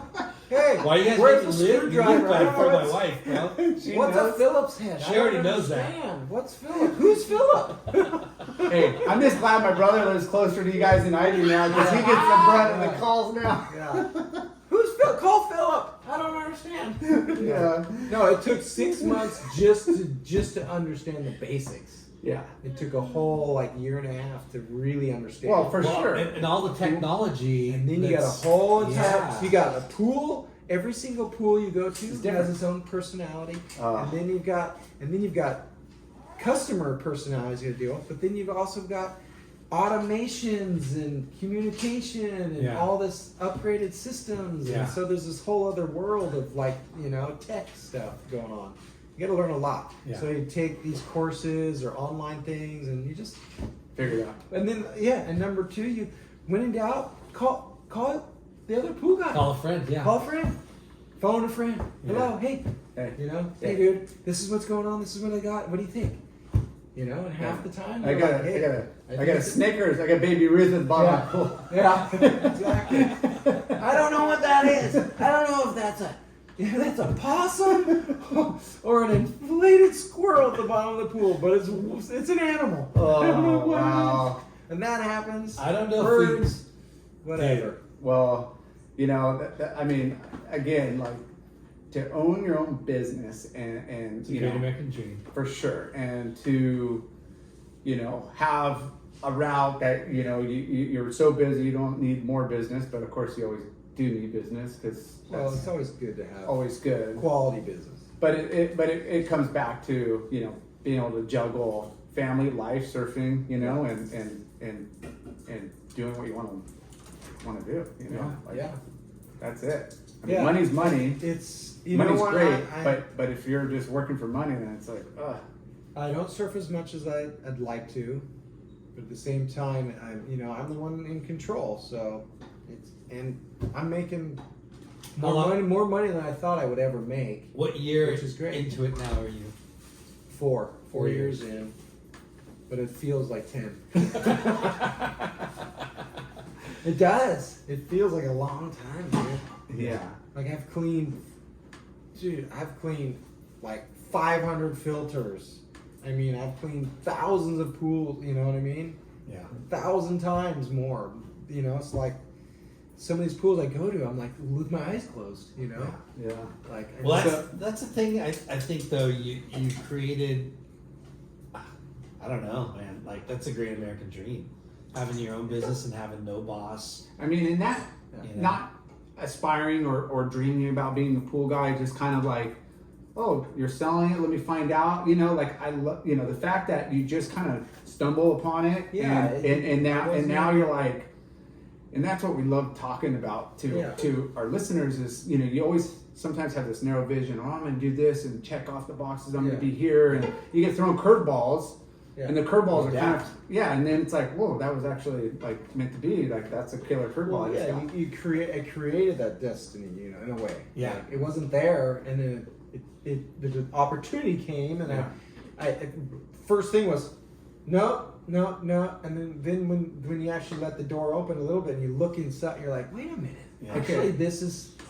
I got another trip I wanted to bring up because we've done a bunch of trips together, and I'm like, okay. And by the way, Jay and I, so Jay's house, his original house, I lived across the street, moved in across the street. why didn't you buy that England. place? Why I did we didn't- buy that place? I But didn't- yeah, long story. his apartment, and then Ryan Simmons, who was a pro surfer, you know, at the time, moved in with me, Yeah. and we had the greatest time. It was Yeah. so All fun. of us We had a good for few like years. a Yeah. year and a half together. It was awesome. It was, I That just was wanted a to say great that. street. yeah. England. England, the compound. I mean, literally, Wyatt Simmons pull up. Literally, he didn't know where to park. Yeah. He just leave his car in the middle of the street. Yeah. Who's up? Who's Yeah. up? Where am I going? I don't The know, boxing on that matches side with or the that side of the with the street or that Turners side. and Nichols and us, I mean, and we like had all kind. We had I remember the Halloween. we had a party. Halloween party. That was awesome. a rager. Yeah. It was Cowboys and Indians. Yes. yes, it was. Remember? Yeah. And remember good. what? You got good memory, man. Dude, That I was showed great. up. That was a great. I party. showed up. Dane With Cowboys and Indians. I showed up as an Indian, right? Yeah. Of course But I you did. had a turban. Oh on, no. And I had a 7-Eleven shirt and a red dot on my forehead. Oh, Indian. You remember that? You were the other Indian. And everyone was laughing their asses off because they're like, dude, this is a Cowboys and Indian party. Yeah. We have some this fun. guy. Yeah, Remember so that? good. You remember that? I don't. I'm like, Before kids, before the thought of like ever getting married, all that stuff. yeah. You're just like, Dude. dude, we're just having fun. Those But- were the days. but we did an Indio trip, and I think we went to Lakey Peak. Did you come? Oh on yeah, that? yeah. So yeah. you know, another video. Dustin Was it Benji? Who Humphreys. was with us? I don't think Benji would. I don't even No, remember. Rizal was with. It was No, we went with Rizal. Rizal and Batet, or maybe Yeah. Marlon, and Yeah, it was Batet. and I just remember we had Chris Clough, you know, and we had Dustin Humphreys. We had 2 photographers, one from a boat, one that's going to maybe swim, and we had the whole setup and crew. And Dustin leaves all of his equipment inside the AC room. Oh gosh. So Got misty. everything moistened and fogged up. Oh. Yeah. So he's fogging. out. He's done. All of his Oh, equipment. yeah. So he's leaving it outside. He's trying to get it like clean, like Yeah. just full There's no rookie bowls move. of ice to Because put there all was, stuff in. it was like There is, but Russ. it wasn't He was working. thinking about theft, or who knows what the reasoning was. It was like that happened, and then Chris Clough, this photographer of Santa Cruz. You know, he's a kind of old school dude. He rented a I boat. remember Chris Clough. And he was, and then Oh yeah. the boat got cleaned up by a set, and all of his stuff was freaking dumped. So, he couldn't yeah, get back into the pelican cases. The motor, something, Yeah. stalled. He couldn't go. Yeah. So and he drifted into the impact, and set came through and cleaned him up. You know what? I think Brett Schwartz ended up, and Schwartz maybe was on Timmy that, or no, there maybe was, Brian. what's his name? Ben Midnight. Night and The Flying Squirrel? and what's his name? Anyways, I saw Midnight at Jan's a couple weeks ago. I saw him at Northside. Those guys were in their own. They were in crew. a different crew, Yeah. but we were you all know, there. the swell was going to be 6 to 8 feet for a few days, and the conditions were killer or whatever. And then we had like 2 photographers setups, and it just went to shit. Yeah. Like I ended up, The waves I were think I got fire. some video. Like there was some video, and I don't know what movie it was. Somebody was filming, but Somebody was filming. but the actual photographers were both out. Yeah. Yeah, 2 And I'm great ta- photographers. Akila Ipa was there, Yeah, and Yeah, 2 great photographers. Nitty was there. dude, They both blew it. dude, this guy's got a good memory too. But Not really, but Yeah, he does. it was freaking like Firing. It's like you peak and like perfect, and we were super pumped. And I just remember both photographers got freaking handled. I can't believe We were it. tripping, Yeah. and there's not like Bali. Maybe you could go find somebody who has a decent camp. Like we're in the middle of nowhere. Like But you lined up 2 Yeah. prolific photographers. Yeah. we had everything set to get some put yeah, us get some in work the done. mag, Yeah. and all the, Yeah. and Yeah. all the, and it all just crumbled in front of your eyes. You still got to crumbled. surf great waves. We did. Yeah, Yeah. for sure. You know, that's the way it goes. All right. Well, I was gonna ask a couple more things because we usually wrap up with Well, what kind of boards are you riding? Everybody loves talking surfboard tech, like Riding size. stamps? I have one. So in my garage, I have a Stamps and I got a Timmy Patterson.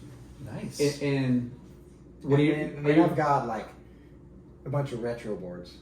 Yeah. I got my MRs and I've won. Oh, all the from ones you. 70s. Hey, we got all bring those that. All the. Surfside 70s. How many all the- events all have you the won? Triple Crown of Retro. Yeah. Yeah, you I got a win bunch every of those. single No, I novelty. win every one of those, dude. You've won But a I've won lot. I've won the 80s once. Yeah. Somebody's won it like 3 times. I won the 70s 3 times. After entering Wow. it like 6 or 7 times. I haven't won every time. No, I don't win every time. Yeah. He's let Most me. of the time. He let me win once. Which one? I won the 70s once. I finaled a few times. Lars final. But the 80s, I haven't been 80s able to is like. a tricky one. Yeah, I've never had a good board, even though Yeah, it's hard. But usually the waves are kind of decent there too. for sure. For Yeah. ease. I At think the I same got. time, we're falling back into 6-man heats, 15 minutes. That's as we're older, dude, that's tough. Yeah. that's not our forte anymore. Yeah. Not even close. Yeah. We're pushing our, upper 40s. I'm 49. Yeah. So Hey, you hear that? West- West Coast board riders. D-Baugh is going into the 50s next year. You guys are bummed. Dial a bomb over here. watch out. Yeah. As long as I can hold it up, hold up. Dude, how great is the whole The Boardriders Boardriders Club? is great. It's changed the whole coast Community. and the communities Yeah. and people's like motivations and draw, and it's just different, Yeah. It's just different. Especially in the older age groups where the guys have maybe kind of been weekend warriors are now like, dude, I gotta step it up. There's pressure. The young bucks are different. Aren't you They're going already to all Australia? different. Yeah, I'm going to Australia for there's an international board riders competition. Dude, and that's the next month? Yeah, January. Yes. I'm there. Yeah. That's epic. That'll be good. Hey, wave the flag, bro. Just What gotta are you keep gonna my do? body up, dude. What are you gonna do when you get there, bro? I'm just gonna ride, man. Just get out there and ride. He's That's gonna my sit new on goal. the That's my beach new with his goal. hood and Just just sit out, like- just get out there and ride. That's You're all gonna, you you're gonna do. bring out your Keto-san. I might. Yeah. But I might Dude, not. how- I might just get out there and ride because sometimes that's the other. As you get Yeah. older too, sometimes Yeah. it's already embedded in me. Like I just. Oh my god. I know it's like I said. You know the tide. You know the direction of the swell. You know the wind. As long as you know like the 3 main factors, Yeah. we're winning. Yeah, you got confidence. Yeah. And And then there's ocean is luck. Yeah. yeah. Always luck. There's always curveballs. D-Baugh, this has been an amazing. Yeah, it's been fun. It's been fun, and Yeah. you- There's you- probably shit we're gonna have to kind of. Why didn't you give more pointers to your boy here? I don't know. I think you let I don't him know. down. I dude. might No, he didn't. No, not But even. there's He's always in my corner. sometimes, you know, you're Not even. No, Just I'm not kidding. You know I'm realizing- kidding. But it's like, Yeah. dude, like it's fun to talk about your accolades because, like, yeah. we're stoked that you're our friend, Yeah. but also like what you've accomplished in the world of surfing. Yeah. You know, like you've done a lot, and Yeah, dude, for sure. it's fun to talk about, and it's really refreshing because we've known each other for years. You Yeah. guys are like known each other forever. Yeah. Yeah. But it's really rad to hear the way you think and how much more of a strategist you are. You know, like it's. I tried to say I play dumb Yeah. constantly. Well, I mean, you just But even like Yeah, what you but do, then what but you I'm did really- in surfing, you're kind of doing with your business too. Yeah. You know. But then I'm methodical about things. Methodical. And, then Oh. and the one thing I will say is Can we talk about a little bit methodicalness, methodical, what board, what fins, yeah, what board, what fin, what leash, like you what know, axle, maybe what traction pad. Okay, which way do I wax it? Do I wax to the left first or the right? I don't know. It's okay. But then it I can think that might be a overwhelming. little anal Yeah, retentive. sometimes it gets overwhelming, but the bottom line is, it's always trying to better from the net, and if you're not learning from your mistakes, that's the Yeah. other thing. Remember that. Yeah. You'll learn from your mistakes and take that with you the next time. Yeah. Because if you don't, then you're always going to have a little bit of an uphill battle. That's life. Yeah. And on that note, We're- wow, Yeah. Right on. D-Baugh. Jeff, Right on, Dude. boys. D-Baugh, We come Deffenbaugh. through. We'll be back. We'll Yeah. be back again. Yes. Amazing. Oh. Thank you. Peace. Yeah. Rock solid. Hey, 2 hours.